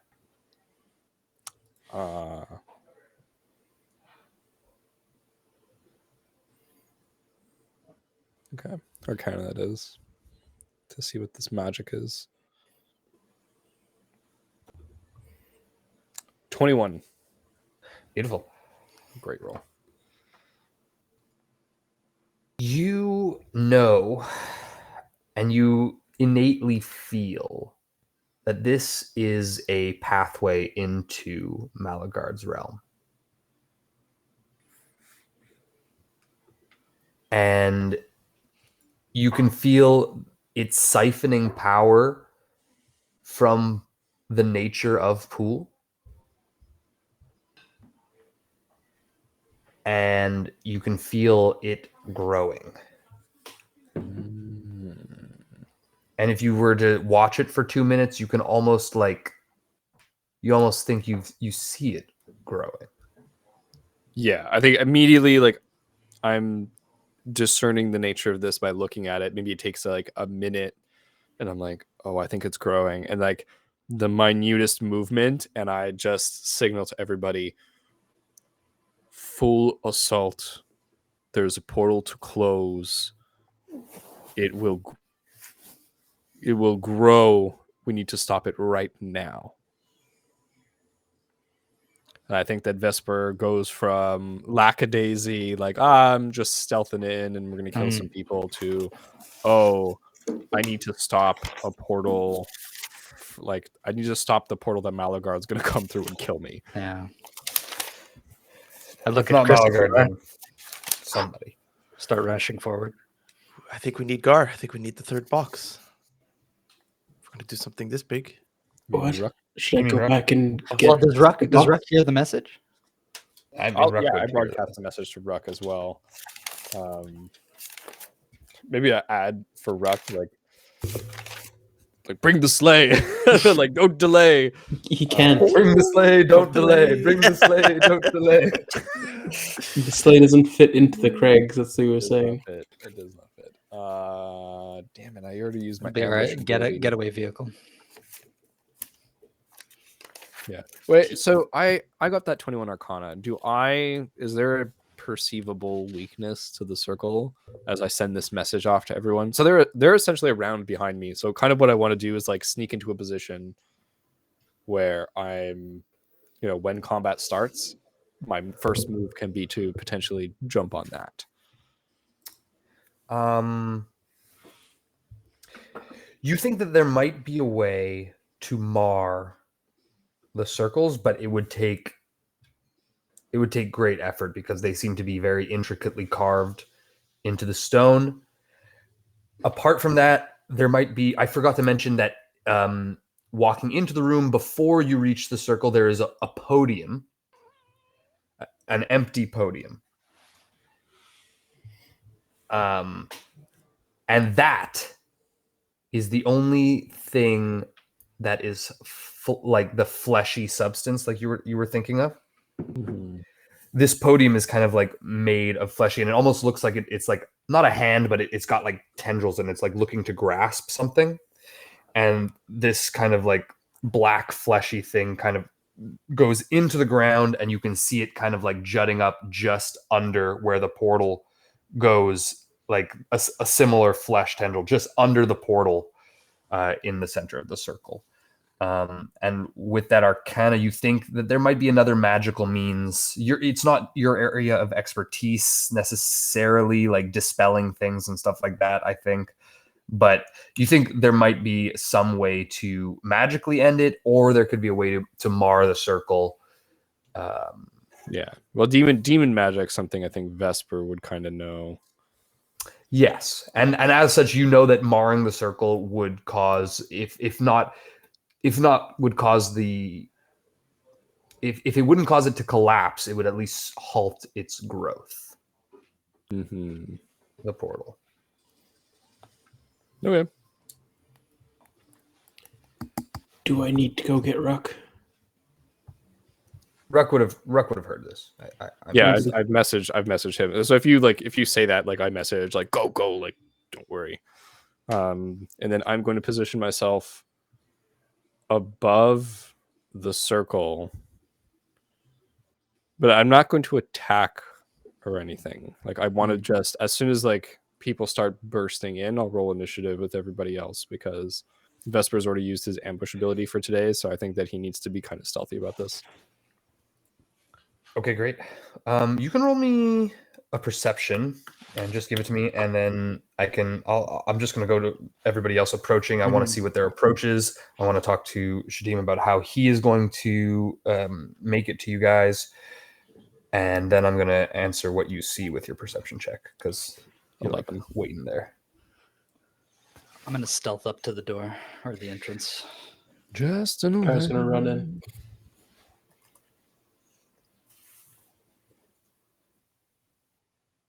Beautiful.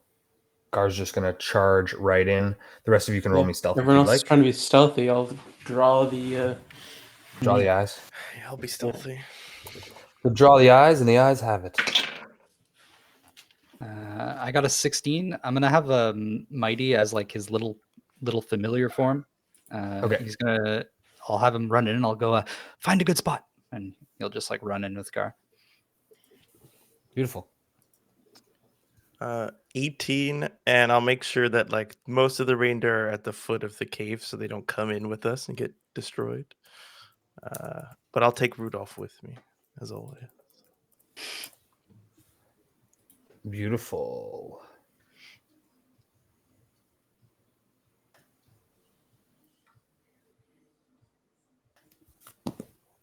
And Shy?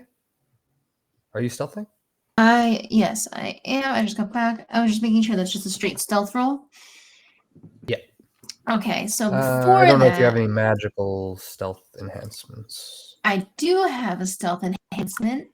I can paint myself. Bob's gonna very quickly just splash himself with black paint and use another charge. Blackface. It's like it's not blackface. It's like war paint.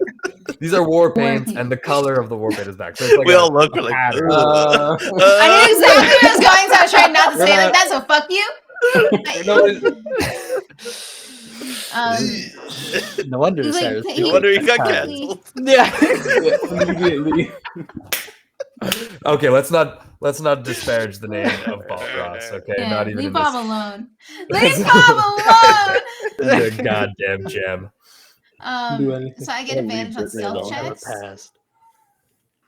Sorry, say that again. By doing that, he gets advantage on stealth checks. Nice. So I'm going to, because I have a -1 to stealth. So that was a 13. Let me do it again. That was an 8. And then I don't know if I really want to use this. How long does this spell last, CJ? Which one? The one that I The one that you posted? I think like an hour at least. Hold on. Oh, okay. So How it's I don't long have to does use your it right away. paint last? 3 hours. 1 hour, yeah. So does the paint that you put on Gar do more than just 20 feet or of movement? I think it's Uh, just 20 feet of movement. Cool. Let me just double check. So Just brown wanted to confirm. paint. Brown paint speed increased by 20 feet. Yeah. Cool. And I think I painted someone else with paint earlier. You painted I think it was Chris. Gar. yeah. I painted No, you Gar painted- this session, but I think I painted You Chris. painted me, Yeah, Chris with brown paint as well. Yeah.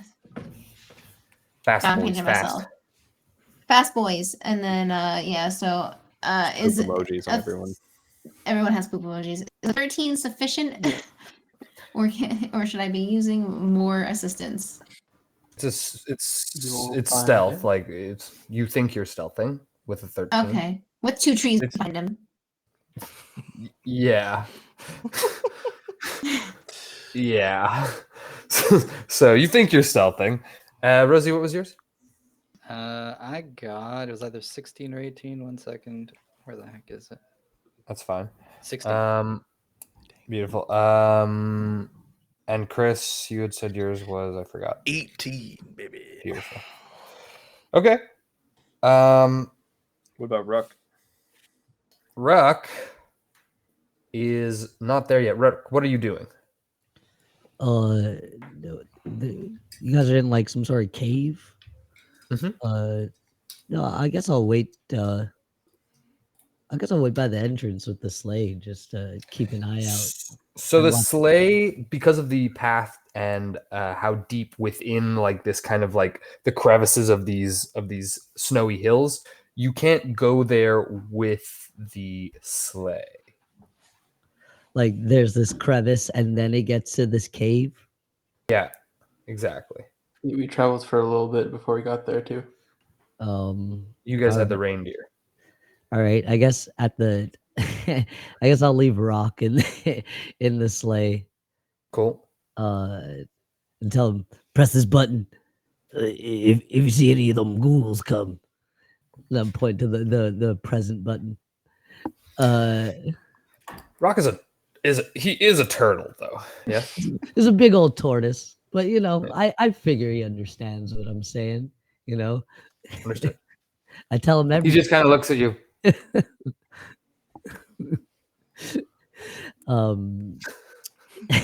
He's also a backpack, you know.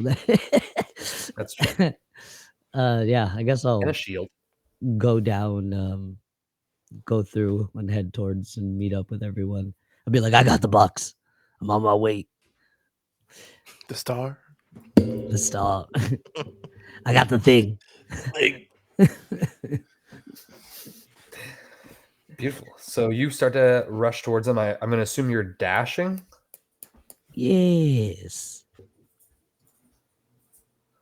And luckily, your leg is now fully healed with the Great Restoration.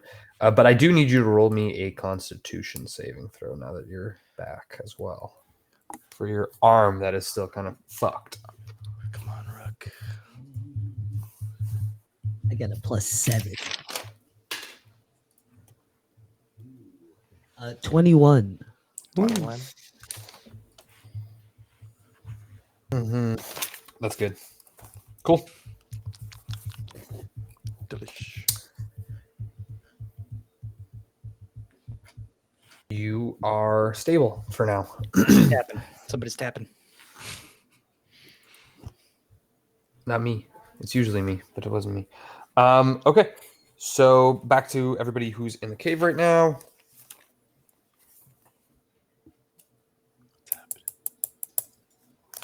I guess it's going to be Is it- initiative.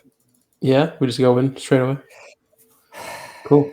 It's 9, 10. Do I draw the eyes of these people?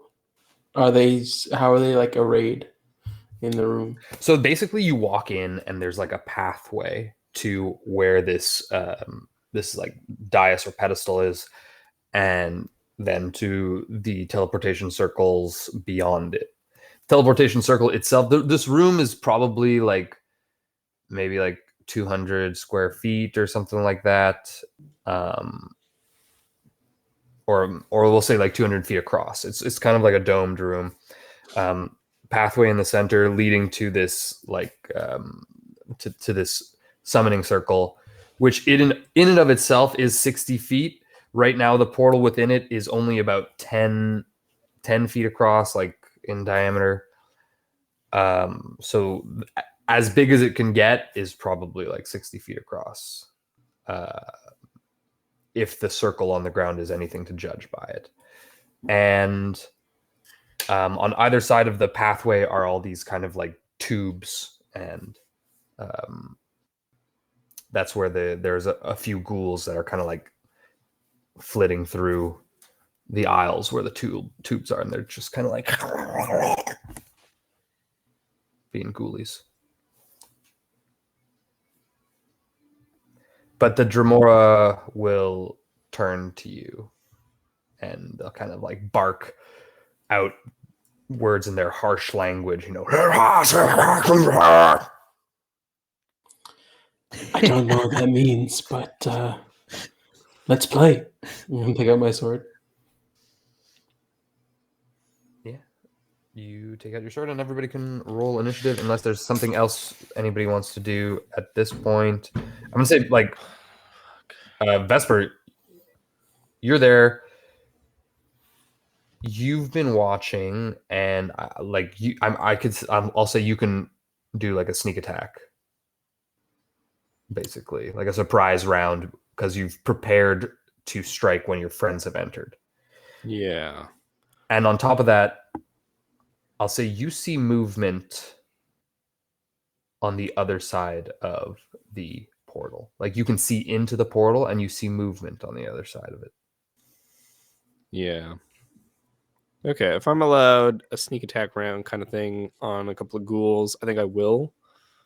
I mean, I'm on the ceiling, so how high is the? It's like at least 60 feet. Mm-hmm. It's 100 feet, like 150 feet high. It's 150 feet. Is there a way that I can be within 60 feet of a ghoul or of two ghouls from the ceiling? Yeah, like can I walk down on a stalactite or something? Like what does this entail? Sure, I'll say that there are like some. They're more like icicles, giant icicles, but I'll say you can kind of like clamber down one for sure. Yeah, or like a pillar or something. Yeah. Okay, and then in that case, I will shoot something as people start to rush in. I think my main concern was that it would be me versus 3 Daedric knights. Yes. The good news is that they can't fly or walk on walls. So that's as far helpful. As you know. As far as I know. So I'll shoot some ghouls so that the party can get to other people faster.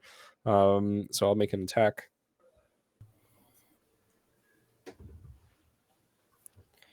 That's only going to be a 16. That's not going to hit. That's not going to hit a ghoul? Oh, a ghoul. Sorry, I thought you were hitting the Dremora. That absolutely fucking hits a ghoul, dude. I was surprised. Yeah. That's only 10 damage. Mm-hmm. So that's almost down, but not quite. Then my second roll is very bad. That's an 11 total. That just misses the ghoul. Yeah. I don't 12. What is that? No, that's my aim shot.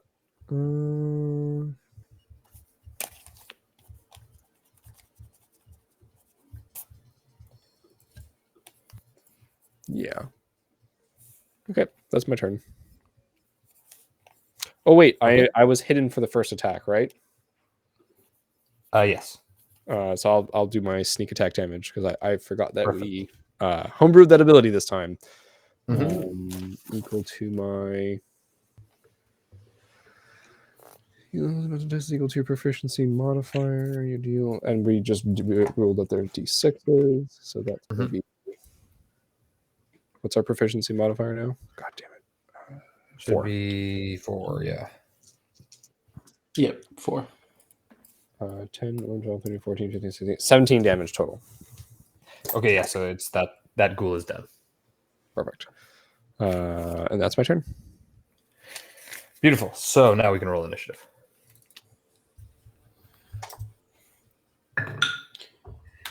Ooh.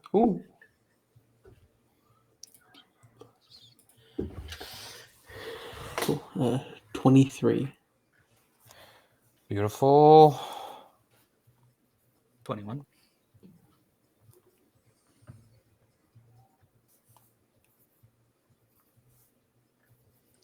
Eight.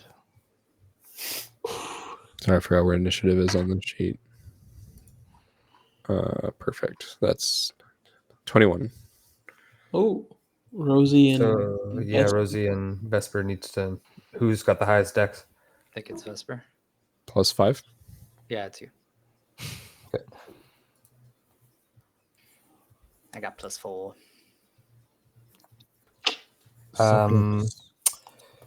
My lady, Shy. 16. 16. Rob. And Shadim, just for your movement and maybe some other stuff that you're gonna have to deal with.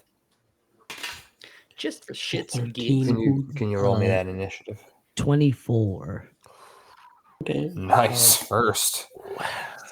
Can I also, like, on the way, cast Cure Wounds No. on myself? You can't. I want to heal. Let It'll me be your heal. action. Yeah, Oh, of course you can. you're semi-restored of your ghoul wounds? Yeah, I told him his leg is restored, but his arm is not. Okay.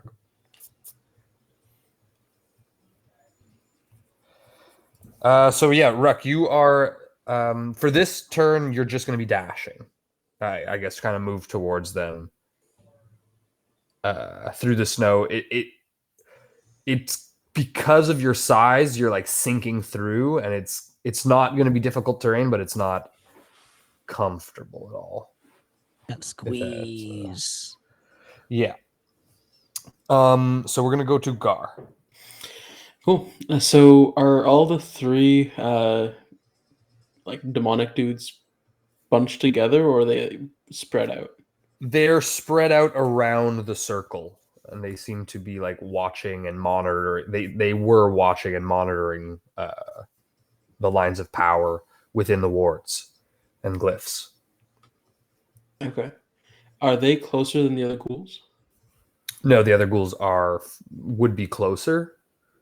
Okay. So then I'll go up and just take out try and take out some ghouls then. Sure, Get sounds good. them out of the way if possible. All right. So that's if a 12 hits, that's going to hit the 28. Yeah, that is. So that will be, let me see here. 8, 11, 16. That's down. 19 points of damage. How do you hack it? Just right in 2 with your.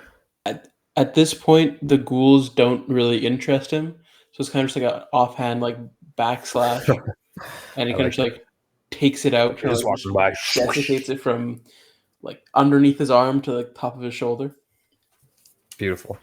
Then the second hit, he's gonna be like, "Oh right," and kind of like use a bonus action to take a little cut and light his sword. Mm. So this crackling blue energy arcs across the blade, and he's gonna take another hit. All right. Yeah, you can move towards another one. They're kind of approaching you as well. So it's 21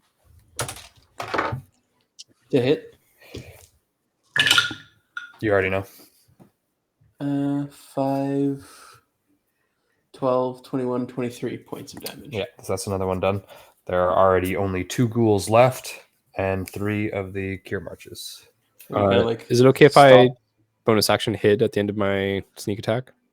Yeah, go and roll me another stealth for you. Nat 20. Ooh, Incredible. What's the total? What's the total? 33? Oh, the turtle. The turtle. The turtle. 35. Yo. 35. Holy crap. Crazy. Yeah, that's Incredible. fuck I'm me. on my way to 40. How's this happening again? This is not the first time this is happening. No, Bernie lets me build characters that turn invisible. It's fun. All right. Well, that will be my turn. It's like Skyrim. You just crouch and where did he go? I heard something. Beautiful. So after you, Gar, it is Vespertilio. Right, perfect. Then on my second sneak attack round, I'm gonna attack. So I killed a ghoul. Gar killed 2 ghouls, Yeah, there's 2 left. and there's 2 left. So I'm gonna aim it. Is it a full action to activate my golem, buddy? I think it was a bonus action. I thought it. Yeah. So it's a bonus action.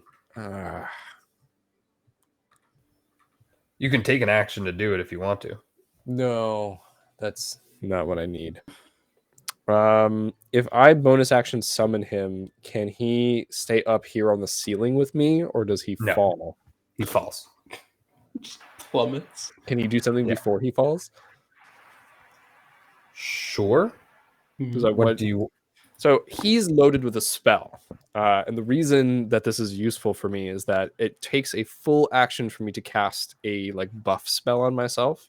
And usually what I do is I cast him, and then on his turn, the first turn that I summon him, if you've ever noticed, he doesn't do anything because he casts a buff on me. And so what I'd like to do is bonus action summon him. He casts the spell on me, and then I gain the extra dice of damage on my 2 attacks. I'll say you can do it, but he's just going to take fall damage when he hits the ground.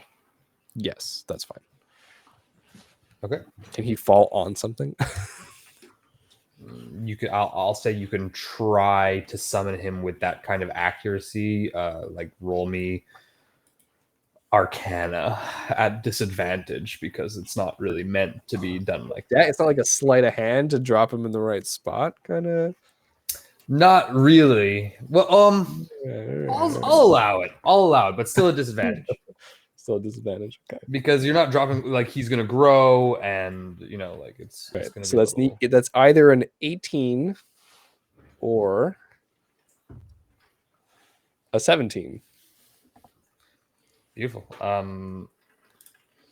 So the 17. I'll say you drop it close enough to somebody that one of the Dremora that they'll take half damage from the fall damage. Right. What's the fall damage? It's a d6 for every 10 feet. Yep. 10d6. It's, yeah. How much HP does it have? My golem? Yeah. Double 10d6. Damn. Yeah, he's pretty good. He doesn't have resistance, eh?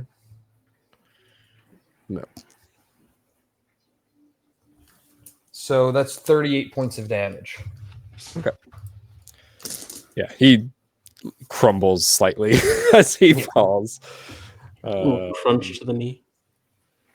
Yeah, so not great for him, but good for me. So I get the effects of the spell that he had charged within him. And for anybody who is wondering, that spell, as always, is Arcane Weapon. So I imbue my gun with the power of thunder. Thematically, I know it doesn't usually make a difference for these enemies. Yeah, they're Dremora. If they're Dremora... I don't want to metagame too much. I feel like We've thunder... fought them before, so you can use what you Yeah. know from that fight. But that's Was ice effective in that fight? I don't remember as a player. That's I why don't think we used ice. You didn't use ice. we didn't use ice. No one had any capabilities. Unless I think he used frosty actually, potentially. Well, I have cold. Yeah. So how did cold do? Cold on Persh? On No, Persh, on the- he didn't die when he was dead, so maybe. No, on the Daedric, on Yeah, the the Daedra. Dremora dudes in the castle, I Oh. don't think there was any mention of it doing anything particularly Mhm. good or bad. All right, I'll do cold. So he casts it in a cold format on my gun. Then I'll make my first attack versus one of the ghouls actually instead. Oh crap! That's right. I'm attacking the ghouls. Let's just go with thunder. Thunder is what I always do. So I'll go back with thunder. Krakakum. Oh, That's going welcome, to be Lena. We do have a raid currently going on. Hey. No, Raid. Who's playing champs. Yeah, welcome to Champs. Champs is a Dungeons and Dragons 5e style game that I've been running for like 2 years now. This is kind of the end of our season 2. It's a world that I based on playing hours and hours of Cyberpunk that I wanted to build like that metropolis, but in a high fantasy setting where instead of tech necessarily, there is tech, but instead of that being, the main, it's like it's magic. Magic's everywhere. Artifacts are everywhere. Ease spells and all sorts of like magical items are easy to come by. And as such, the economy is fucked up in this world. But yeah, we've been playing it for a long time, and it's we're in the middle of a fight in which the heroes are trying to stop a portal to a deadly and dangerous realm of a evil demon hag who is attempting to overthrow the city. So right now, they're trying to stop this portal from opening. I'm killing some ads so that people can attack the bosses, mini bosses. Hells to the year. And then trying to close the portal.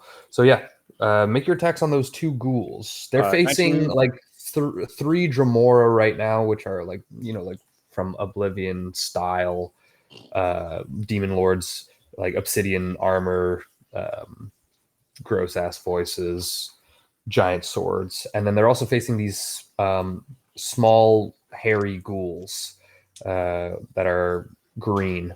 They look like little Grinches. Don't let them bite you. So that's 3, 4, 5 plus 8, 13 damage on the first one. Very close to down. Very close to down. Well, so I have to use my ghoul? sneak attack damage. Okay. Uh, Please do. It immediately dies at that. I think it's 10, 13, 17 Okay, damage. yeah. Perfect. Yeah, so there's 1 ghoul left now. Still the So 3. the second one is a 23 to hit. Beautiful.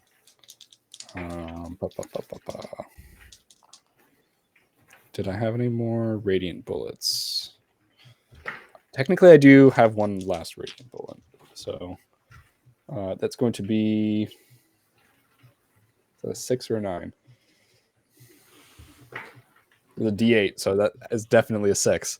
Gotta be a 6. Yeah. 6, 7, 8, 9 plus 8 is 17 damage. That's another ghoul down. Perfect. So all the ghouls are cleared that are in this laboratory summoning chamber, and it's just the 3 Dremora left, and they are going to be next. Perfect. Can I drop Uh, on my turn? 100%. So I'll drop, and I, as a reaction, turn to mist right as I hit the ground. Easy. damn. You can even do it before and just kind of like drift down, but it's cooler, honestly, if you just turn to mist right away and then reform. I like that. And then, yeah, on my next turn, I'll reform into myself. Oh, beautiful. Okay. I guess we should all give a little character. I don't know if we're still being rated or anything, but should we give character descriptions again? A little refresher, or is it too We late? do have little Oh, the blurbs. images Yeah. going on. Great.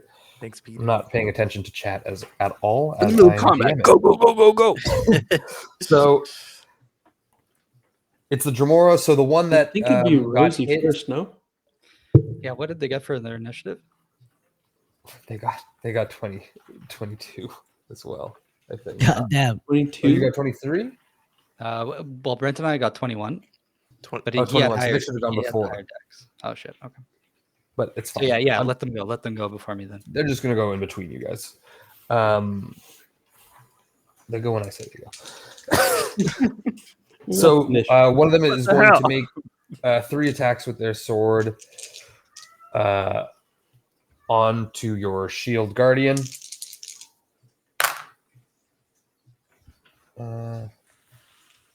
Does a 16 hit the shield guardian?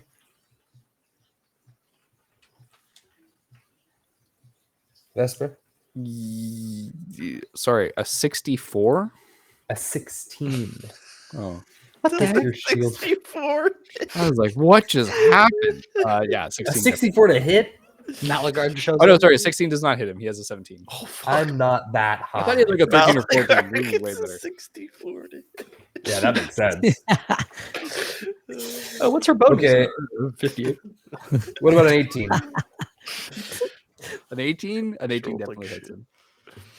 That hag And a- bonus. And as such, a 26 will hit. So 26 damage for the first strike, 10 of which is fire damage. This guy has this huge cleaver. Not even a cleaver. Well, yeah, it's like, let's say it's like a massive fucking cleaver. And he's fucking hacking into your shield guardian. And then again, 19 points of damage, 8 of which is fire. The next one is going to... Sorry, so that's 40, that's 55 total? Yes. Yeah. The next one is going to move up to Ugar, Mm-hmm. and he's going to make 3 attacks on you.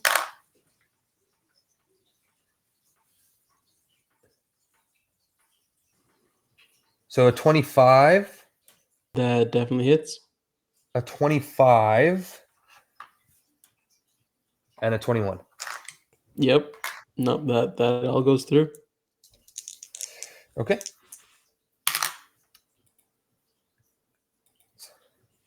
$17 points of damage, 5 of which is fire. 19, 8 of which is fire. 19 again, 5 of which is fire. Damn. Oh my All God, right. how are you looking, man? Just took like near 60 points of damage, but still standing. Okay. Spring chicken. So there's one last Remora, and he is going to launch 2 little red peas. He's kind of the farthest one away. He's going to launch one towards Vesper and the ghoul. Sorry, not the ghoul. Vesper and the shield guardian. So Vesper, you're missed. I don't think fire will hurt you as Yeah, it does. missed.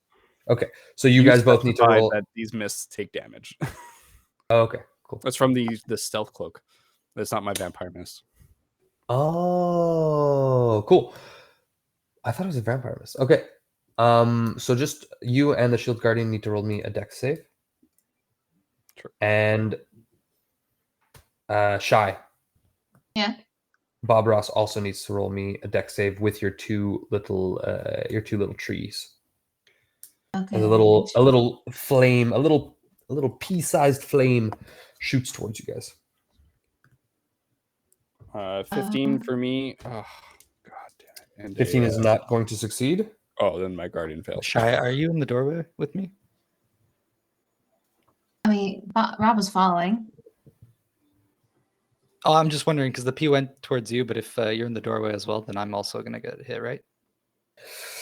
Probably, unless because you were stealthing and Rob was clearly not stealthing. So would you have stuck He was with him in that attempting. regard? Yeah, he was Well, attempting, but To anybody else, it was pretty clear that he couldn't stealth because he had giant trees following him. Just you know Are what I mean? they? I was more taking cover. Like maybe I was hidden, but I don't know if this is going to be like an AOE type deal or something. It is an AOE. Okay. It's like a fireball. It's miniature fireball.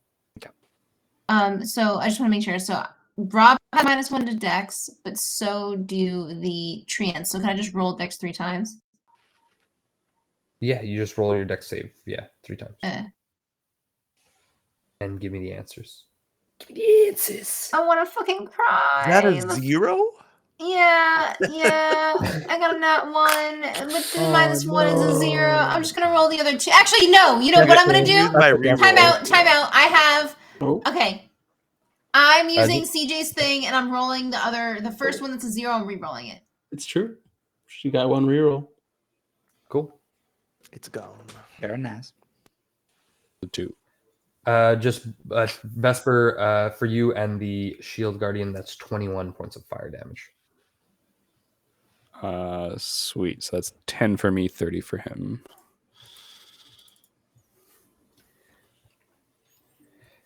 And so did you succeed any of those saves, Shy? 8, 16, and 4. So I think 8, 16, and 4. So no, you failed all of them, and you just failed the 16, I'll say. So, but you are lucky, and those are very low rolls. So that's wait, 9 Rob's points. probably gonna go down. 9 points of fire damage. Nice. Treants, I think, are Vulnerable to fire. And I think Yeah. so are you because of your armor. I am vulnerable to 5, but I think the treants in the spell I'm trying to read, I think they only have like 1 HP or some shit like that. No, I don't think they only have 1 HP. They have treant HP. Oh, okay, cool. But I think you rolled smaller ones, so it They have might so many be HP. reduced. So just you can put it just because you're rolling the smaller one, they're not the full sized, right? You only spend a charge, so just cut their HP in half, pretty much.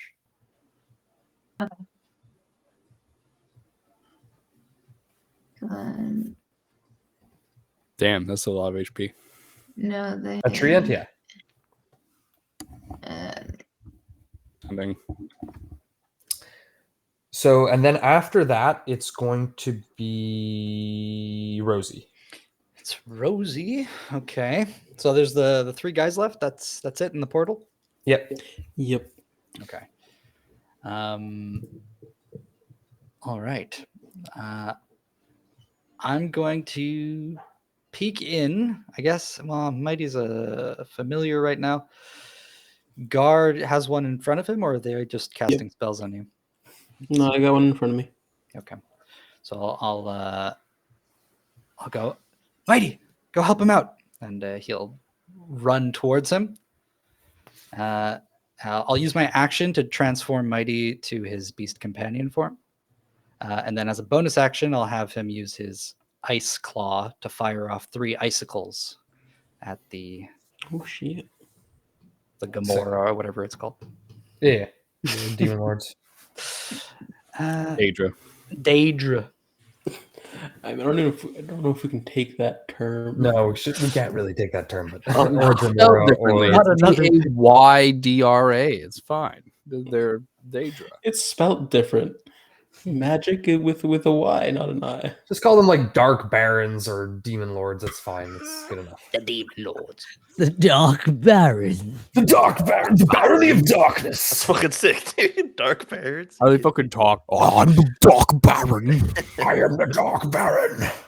raised by my father. Eat your The Dark eyeballs and feast on your flesh. Yeah, okay.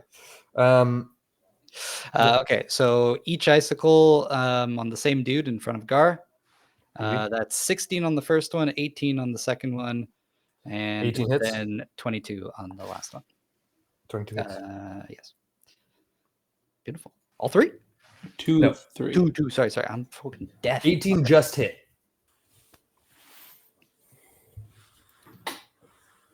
Can I also? No, actually, that's. I think that's enough. I gotta take a quick look around the room. this portal, is it like what exactly is going on with these test tubes and stuff? Roll me a perception check. Beautiful. Really quick. Can I do investigation? Sure. Well, but you're engaging in combat or no? Well, I just Like- sort of ordered Mighty to attack. Okay, yeah. So 100%. Yeah, you're right. You can approach one of the tubes and look inside, or some of the tubes. Okay. All right. So just for the damage, first icicle was 10 cold, and the second one was 8. Okay. So 18. Cool. And I'll do a quick little investigation. That is 10. You, with an investigation, you can see inside. You check like 4 of the test tubes, and inside are chasme, the giant mosquito beings. Hmm. So that's what's inside those tubes right now. And you can also see there are some with chasme and there are some with lutin. Not ghouls, lutin. Okay. How many? There was 4 in total? Is that... You checked 4. There's probably somewhere within the realm of like 60 to 80 tubes in this room, vials in this Oh, room. holy shit. Oh, there's Okay. just 2. All right. That's a lot. I know, there's a shit ton. Fuck, okay. That's no good. Yeah, I'm actually good. I'm gonna move into the room, but I'm gonna stick close to the wall. Like I'll move along the Okay. wall, but I want to make my way towards one of the tubes that has a lutin in it. I will say that everything in the tubes are unmoving. They're just kind of like floating there. Okay. Well, yeah. Get They don't closer. react to you at all. But yeah, you can go towards one of the lutin ones. Okay. And then it's going to be Rob Broccoli. So I'm struggling to know how far I am.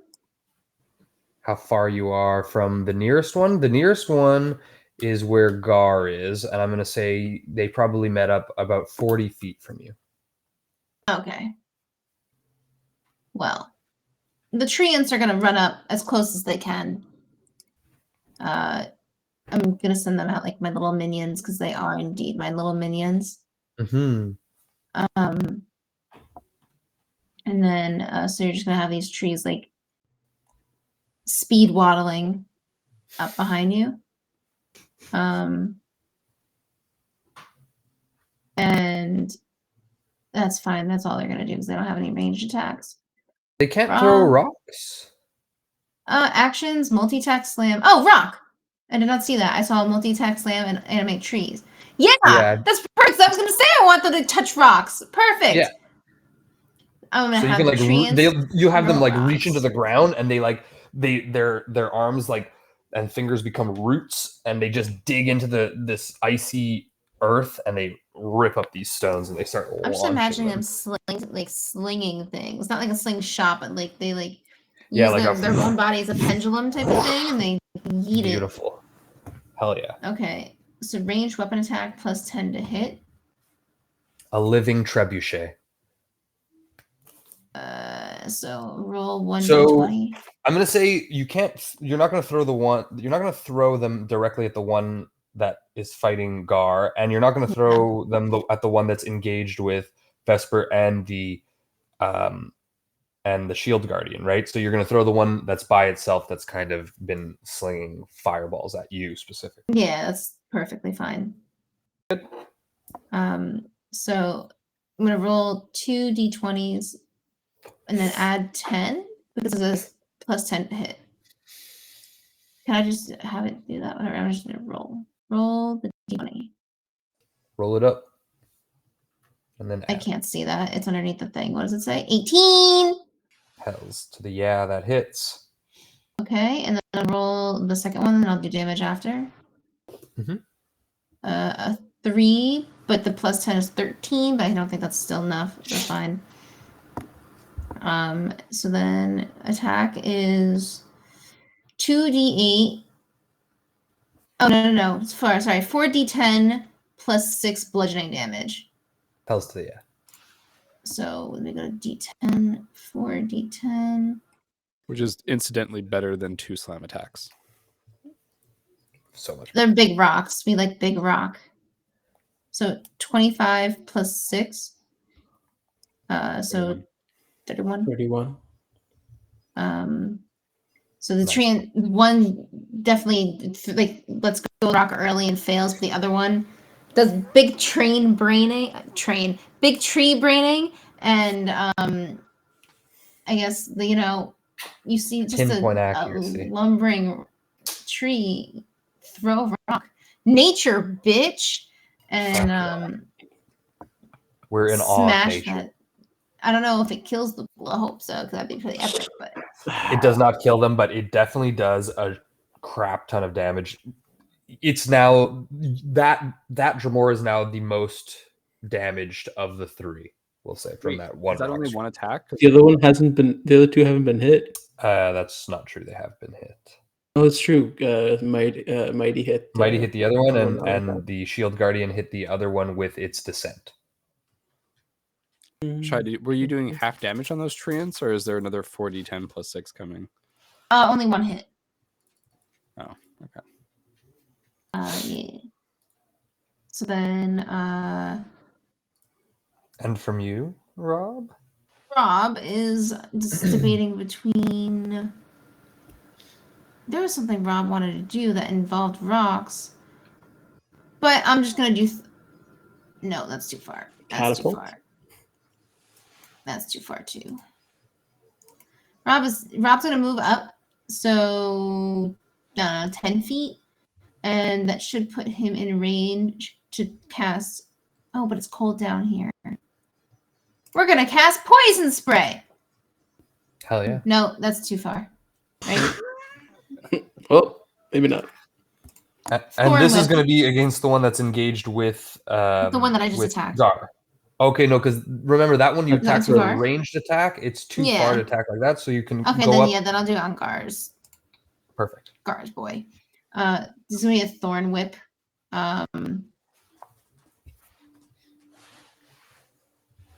God damn it, Rob. He rolled 10, so Rob paints this really pretty vine with thorns all over it, and it just imagining like a dying poison ivy plant, and it just like falls back into the wood. It's like, oh man.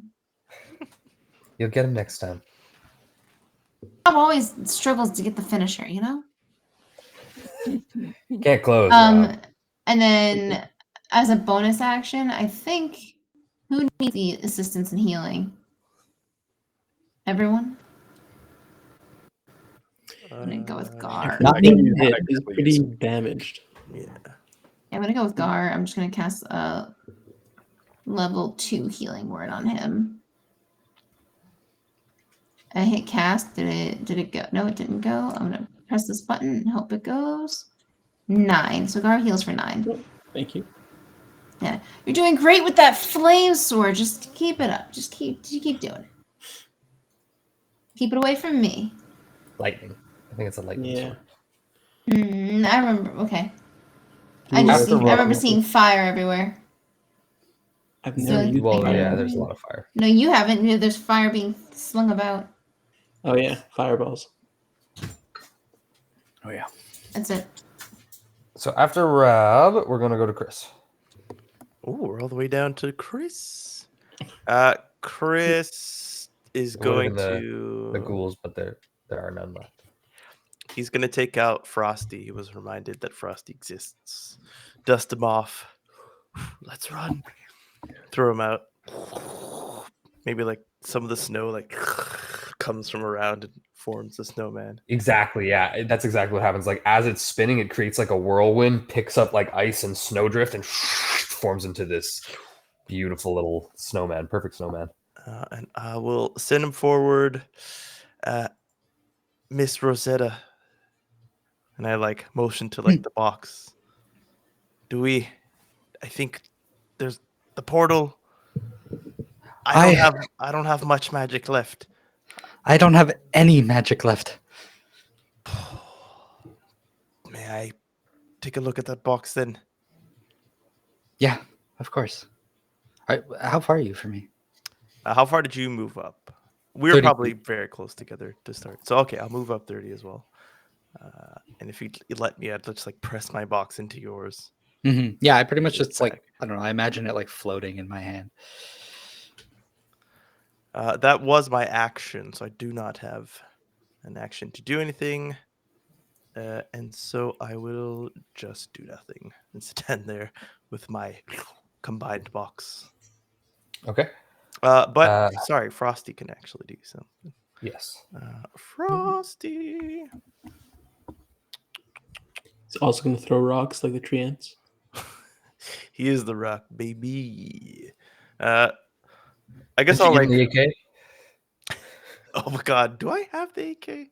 Or does Vesper? Yeah, give him the AK. He doesn't have. I think one. that's Give it to Frosty. He had it at one point. Yeah.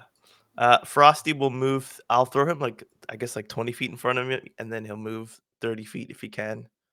Reach the closest Dremora. engage the one with Gar. Sorry, Yeah. not Dremora. The Dark Baron. The Dark Baron. Bounty. Right. Baron That's a from Baron. natural 20 for Frosty. That's Hey, what a return. Yeah. Back. So it's 2d4 plus 2d4, so 44.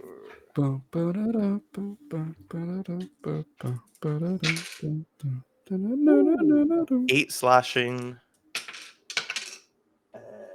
Go Frosty. 7, 8, 9 cold. Beautiful. And then he just looks like a snowman. Stands there. They hurt, yo. They really hurt. And I know it's coming close to that time, but I wonder if we can just try and get through another round, and I think we'll be able to tighten it all up in that time. He's saying he's gonna kill us. So we'll just go up to Ruck. Yes. Don't make me stop time. Yeah. Ruck, you are sprinting down these crevices. You hear ghouls charging in behind you. Are you going to stop and make a stand, or are you going to continue to fight with your friends?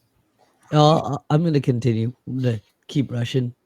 Okay. On So my you way, just- boys. You're going to continue to dash ahead. Rook is on And I'll say at the end of your turn, you actually roll me a survival really quick.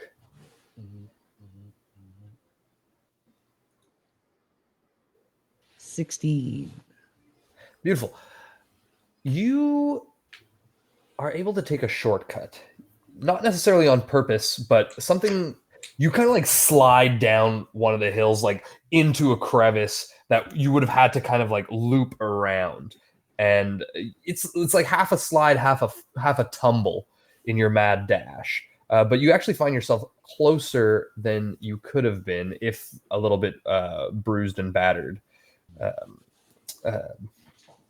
little worse for wear. But I'll say at the end of this turn, you'll be able to come to the mouth of the cave. Hype. Now, we're on to Gar. So, after taking those hits, Gar's at the point where like he's like bleeding and everything, and that tends to be the time where like his more like feral side emerges, and it does. So you see that like from his like blue cloak, kind of just like his shoulders hunch, and he kind of like curls up a little bit, kind of growling, and the fur starts sprouting, and it's just this black fur with again his two white kind of streaks on the side of his head, and he turns out into this kind of wolf, still wielding the blade, and he's going to attack the closest dude who's right in front of him. Please.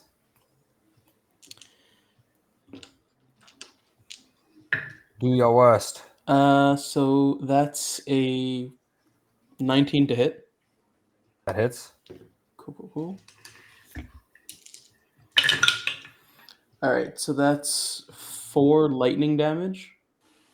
Okay. 8 slashing. Okay. Sorry, 8 slashing plus 7, so it's 15 slashing. Then let me see, 15, 23 necrotic.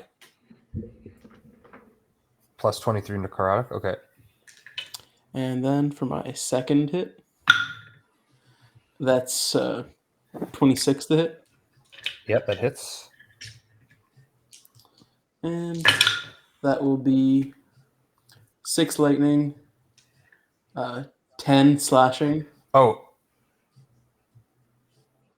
I'm going to say, I'm just realizing, you, with your first strike, you took this one down. Oh, yeah? Okay. So you can take it, describe how you finish it, and then you can move on to the one in range, which is the one fighting Vesper. Okay, so at this point, when he's in his like woven form, he wields his blade with one hand. Beautiful. And he kind of like slashes through, but then like as his blade gets stuck, he puts out his clawed hand and rips the blade out. And then kind of a bit more fairly kind of like goes down on all fours almost to just leap towards the other one and just go with the momentum of his jump to slash at the other one near to Vesper. And so does my roll still count as the 26? Yes. Okay. So 6 lightning, 7 slashing, and 21 necrotic. Beautiful. Okay, so this one's still up.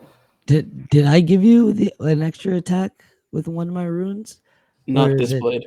No? Ah, shit. I gotta fix that. Okay, yeah, you guys are doing great. After Gar, it's Vesper. I'll bonus action hide first Okay. behind the Hide behind golem. your shield guardian. So that'll be a 20. That's 30 actually. Sorry, 15 plus 15. That So works. 30 to stealth. If I'm hidden, then I'll have advantage on my attack. He couldn't even if he wanted to. Go ahead. Perfect. That's a 19 to hit. That hits. Oh, sorry, 18 to hit. That just hits. Whew. Perfect. My golem is going to disengage and go behind me, and I'll reform and then put my gun to his head. Shoot. Beautiful. That's so sick. You just reform already holding the fucking gun. Exactly. And that's going to be 6, 7, plus You 4, just which is disengages and 11, moves through the mist. 13, 16, 22 damage. Oh my god. So fucking close, dude. But then I'll take my second shot. So If you hit that, then this one is done for. And as a descriptor, as you cut down the other one, Gar, like where the sword pierced him and your claws pierced him, he erupted into flames and then kind of like turns, like the flames spread and turns to ash. So Vesper, what was your roll? Very nice. Yeah. No body. That's only a 13, unfortunately. That would not hit. So I do fuck up that second attack. Fuck. Oh, but I It's already okay. used my bonus action. Yes. Hold on. Need advantage using attack roll in actually. Hold on, I'm trying to see if my aimed shot would do anything. No, it's on a hit. How Okay. far are you from me? Me? Yeah. You, because you're still at the entrance, so he's about 80 feet from you. Yeah, that's too far. I can't do anything. 80, because we moved 30 feet from the entrance. To fight next to Gar, but Gar is now Uh, fighting next to Vesper, who moved another 40 feet. He was kind of more in the center of the room. Dang, yeah, my range is 60 too for what I could do. Okay, so it's the Dremora next, if that's all you can do, Vesper. Yeah, I'm reading as fast as I can, and there's nothing I can do. Okay, so the one that's right in front of you, he's brutally fucking injured, probably won't survive this, and he's going to make 3 sword attacks against you now that you are standing right in front of him. Yeah. Yeah, as a So that- reaction, the energy shield pops up with my other hand, and then my Beautiful. golem adds to that shield from behind me. Yep, powers it. So 10 doesn't hit. No. 14 No. doesn't hit. 22 No. doesn't. What?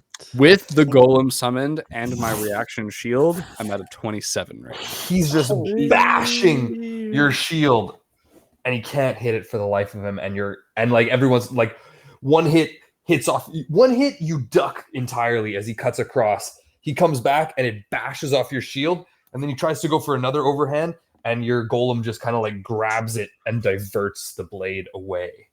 And then the other Folkers.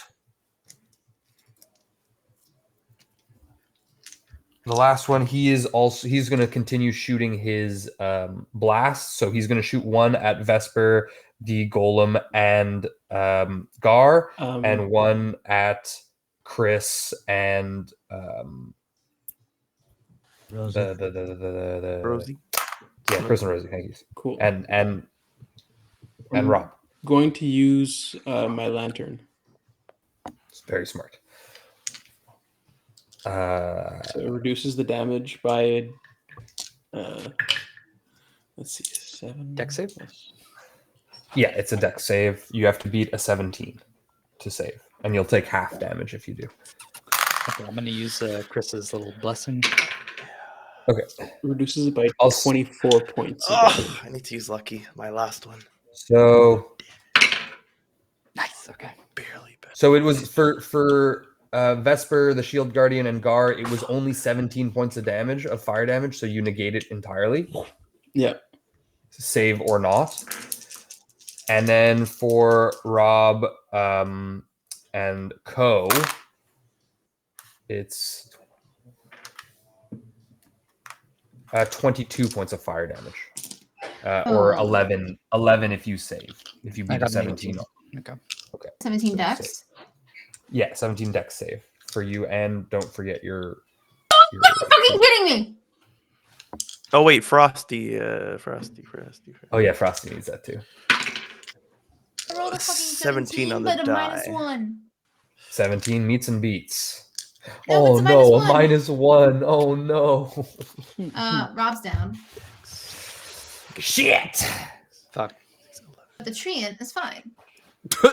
That's not the They're important so- thing right now. You Defensive. can still formation. control the treants for now. I'm gonna say that your magic is still alive. But that's the Dremora, so it's gonna be Rosie.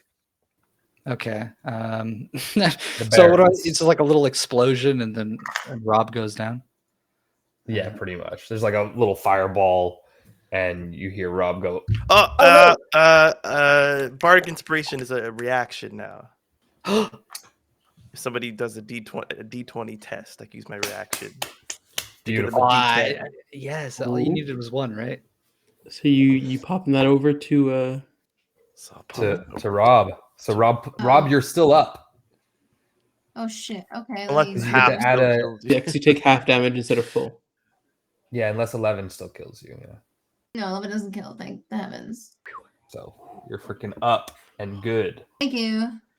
That's Bro. coolin'. You gain because of my mode of potential saving throws. You gain temporary hit points equal to what you rolled on the die +5. What do you yell over at, I just at go, Rob to keep him up? Hoo! And the little like Santa face lands on him. As you do, the entire cavern kind of like just for a second and then settles. Oh, jeez. Intense. So My turn? yeah, Rosie. All right. Is there one still in front of Gar, or it's in front of Vesper now? In front of It's both of Gar, them? Vesper, and Yeah, the I Shield took out Guardian. one, then I went over to They're one all that- they're like okay. flanking him at this point. Oh shit. Okay. So I'll have just Mighty's like in the middle of the room, and I'm also someplace in the middle of the room. He'll use a bonus action to fire off 3 of those shards, and then I will loose 2 arrows as I run towards the vial or the vat or whatever it's called. The vat of Gek. Beautiful. All right, a bunch of attacks. Let me roll. Yeah. First, my bow attacks. First one is a dirty 20. Nice. So that's gonna fucking hit. Okay. And then a 19. Well, do the damage first. Okay. Because this one fighting Vesper is like extremely 9. bad. 9 damage. You fucking snipe him. You guys are like fighting with him. He was smacking you guys around a little bit. You smacked him back, and all of a sudden, out of nowhere, this fucking arrow just takes him in the neck. Beautiful. And then I quickly just toss another one Thanks. at the last remaining one. And I said that was a 19. I just rolled a 1, but I had already rolled, so it's a 9. It's So you rolled it. It's fine. Yeah. 8 damage. Beautiful. And then let me roll for Mighty. How much? What's Mighty's movement speed to get to him? He has 40 feet. Okay, yeah. Cool. He doesn't have to be in melee range. The icicle shards have a range of their own. I think they have 60 feet. Damn. 30 or 60 feet, something like that. Okay, so that is a 18 for the first one. That meets and beats. Okay. It beats my meat. Should I do the damage right away? What a treat. Yes. No. You can do both if you want. I did it anyways. It's 4 cold damage. Okay. Second hit is a 17 to hit. That just misses. Shit. And then I will roll the hit for the last one, which is another 17, which misses. Rip. Good try, buddy. Arr. He's doing pretty good. That's it for me. That's it. That's all?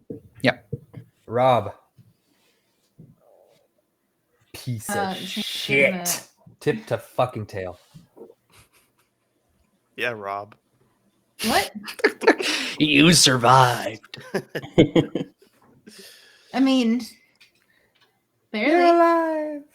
I made it. It's enough for one more turn. You got this. Cora and Zuko. Zuko. We got a little company. Hell yeah. Okay. Well, now I'm feeling all self-conscious about what Rob should be doing. Hey, how come? Take him out. Take him out. I was gonna have more tree and rocks and. Yeah. Okay. Why aren't you doing that? Well, now I feel all self-conscious about doing it. Oh, my tree and throw rocks. Okay, I'm throwing rocks. All right, One dude I'm let rolling. aggression. It's a good plan. Rocks. Okay, well, the first one didn't fucking hit. 13 next. It's not very earthbender of you. Just gotta be a waterbender. 16. I hate everything. Fucking treants. I'm gonna just have them get up in its face anyway. They're just gonna run forward and be lumbering trees in its face. Cool. And then Rob has a super cool. I hate that the little roller thing gets in my way, but it's fine. It's fine, but it's not fine. You know what I mean? Yep. I don't know what you mean. So what Rob is gonna do is bonus action each turn, you can cause this rock on the key to launch a creature you see. Okay, I'm casting Wrath of Nature as an action. And we're in a cave, so I'm doing the rock action. Mm-hmm. So you can cause a loose rock in the cube to launch at a creature you can see within the cube. So the cube is centered around, obviously, the big bad. Make a ranged spell attack against the target. On a hit, the target takes 3d8 non-magical bludgeoning damage, and it must succeed on a strength saving throw or fall prone. Damn. Okay. So I have to. So I have to make 2 saves or just 1?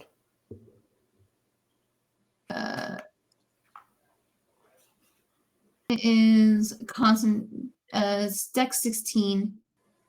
Okay. So first it's a dex and then it's a strength.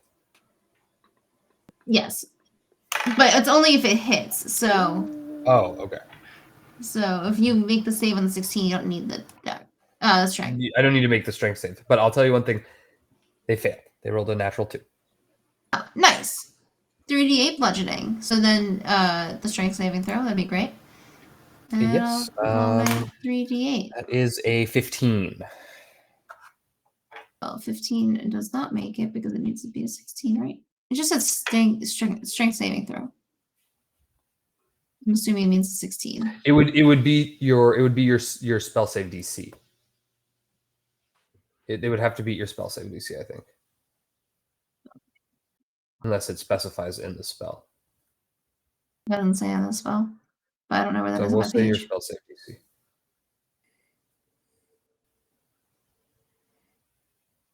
Where is that on the D&D page? It should be at the top of your spell list. Yep. Oh, which is also 16. So they failed. So they're They prone. failed. They're prone. And they took 12 damage from my bludgeoning. Beautiful. That's it. That's all she wrote. Okay, Chris. Where's Ruckus? Ruckus is just about to appear behind you guys, like in the mouth of this room. Is he within like fucking 30 feet? I'll say yes. He's not in the room yet, but well, no, technically he's not No, because okay. you moved up. Yes, I did move up Into the 30 room. feet. Yeah. All right, dang it. You can move back, and then he would be within 30 feet. Shit. I'm gonna run back. I need to find the third box if we're gonna try something this big. I'm gonna go and see if Ruck has made it. Maybe we meet him on the way. So I'll use my 30 feet to run back. Okay, so you go meet up with Ruck, Ruck. and then Ruck, it's your turn. So you guys can converse, but I just want to go quickly before you converse to Gar, because you guys will talk in that room there. Okay. I don't know if that's okay. Yeah. Mm-hmm. Okay, so Gar, really quickly, would you like to make an attack on this last guy who's almost fucking down? Sure. I guess I could. 21 damage. Oh, to hit, rather. He's been bludgeoned by rocks and smashed by primal energy and shot at with arrows. 3 lightning. 13 slashing. 5 necrotic. And 5 necrotic. with 5 necrotic, Ooh. yeah, you finish him. But I how? freaking just imagine you like running up, like this dude's reeling, and then you're so fucking fast, you run up out of nowhere and you just like impale him on your two-handed blade. I guess it's not even two-handed because you're in your primal form. I like that. Just hold him aloft, and as you're holding him aloft, he just disappears into flame. And so the room is empty. Chris, Ruck, you can enter the room again. The portal instantly, is though. still growing. It is Yeah, now instantly 15. I'm firing at the portal. Like I'm like, and I'll I think instead of yelling it out, I'll even telepathically at the same time to everybody like destroy the portal. Chris, you have to do So it. Yeah. before you do this, we are going to end the session right here, and we will Shit! resume I knew it. with the portal. Wanted an initiative. It was within 6 seconds that Vesper is like. On You target. shoot. I'll say you shoot at the portal, and your bullets fly through them as if they hit nothing. Ooh, Where you said there was weak points. You said there was weak points. I said, well, on the glyphs. there's weak points in the circles, the engraved circles in the floor of this cave, and the magic lines that are powering and No, feeding the portal itself. We said you shot in the portal itself. You gotta Find out next time. Well, I'm taking what your words literally. There's the portal. There's the spell circle. Okay, next time I'm shooting the fucking portal structure. All right. I got you. We gotta do the ritual, guys. X P Combat. Why are we so bad at this? Play. And for the love of the goddamn game, 6 G's. Oh, man's generous tonight. Zuko says thank you. Yeah, that was amazing. Oh, next time we're gonna level up for sure, dude. Holy fuck. Is it enough? Nope. No, next time there's no XP. Oh, wait, what? Next session we switch to milestone. How's this not a milestone? Come on. We're saving the Not goddamn yet. world. Next time. Next time it might be. Thank you so much for playing, guys. That was a lot of fun. There was a little bit more banter between y'all, but there was still the stress that we know and hate. And I think you guys performed admirably, and I loved every second of it. And I can't wait to see what you guys do and how you close the portal, and if you close the portal. Thank Rob for accompanying us. Yeah. On the bare minimum of a promise that will take down your rival, maybe. Look, I mean, you will. kidnapped him, and he has no choice. Yeah, like I feel like it he's- really fits Rob, though. Like, Rob believes in people, like, in his heart of hearts, and he wants to see where you guys are going. Are you sure? I thought Rob was repulsed by Vespertilio. That's by what- Vesper, like, specifically, yes, of course. As we, most of us are a little bit. A little bit. And thanks our viewers for sticking around extra long tonight. Oh, there's Well, a long bonus discussion content. tonight. You got to say the thing, DM. You got to say the thing before we go. Right. Sorry. We are Hexagon. No, where can you find us, you schmuck? Twitter. You've already found us. We're here. We're already Hexagon. We're the Hexagon TTRPG fucking everywhere. All the socials. All right, cut it, Siege. Cut it. Yeah. Now we're Hexagon. Cut Get it. outta here. Garbage. Good Scrap night. it. Scrap it. Scrap it. Throw it out.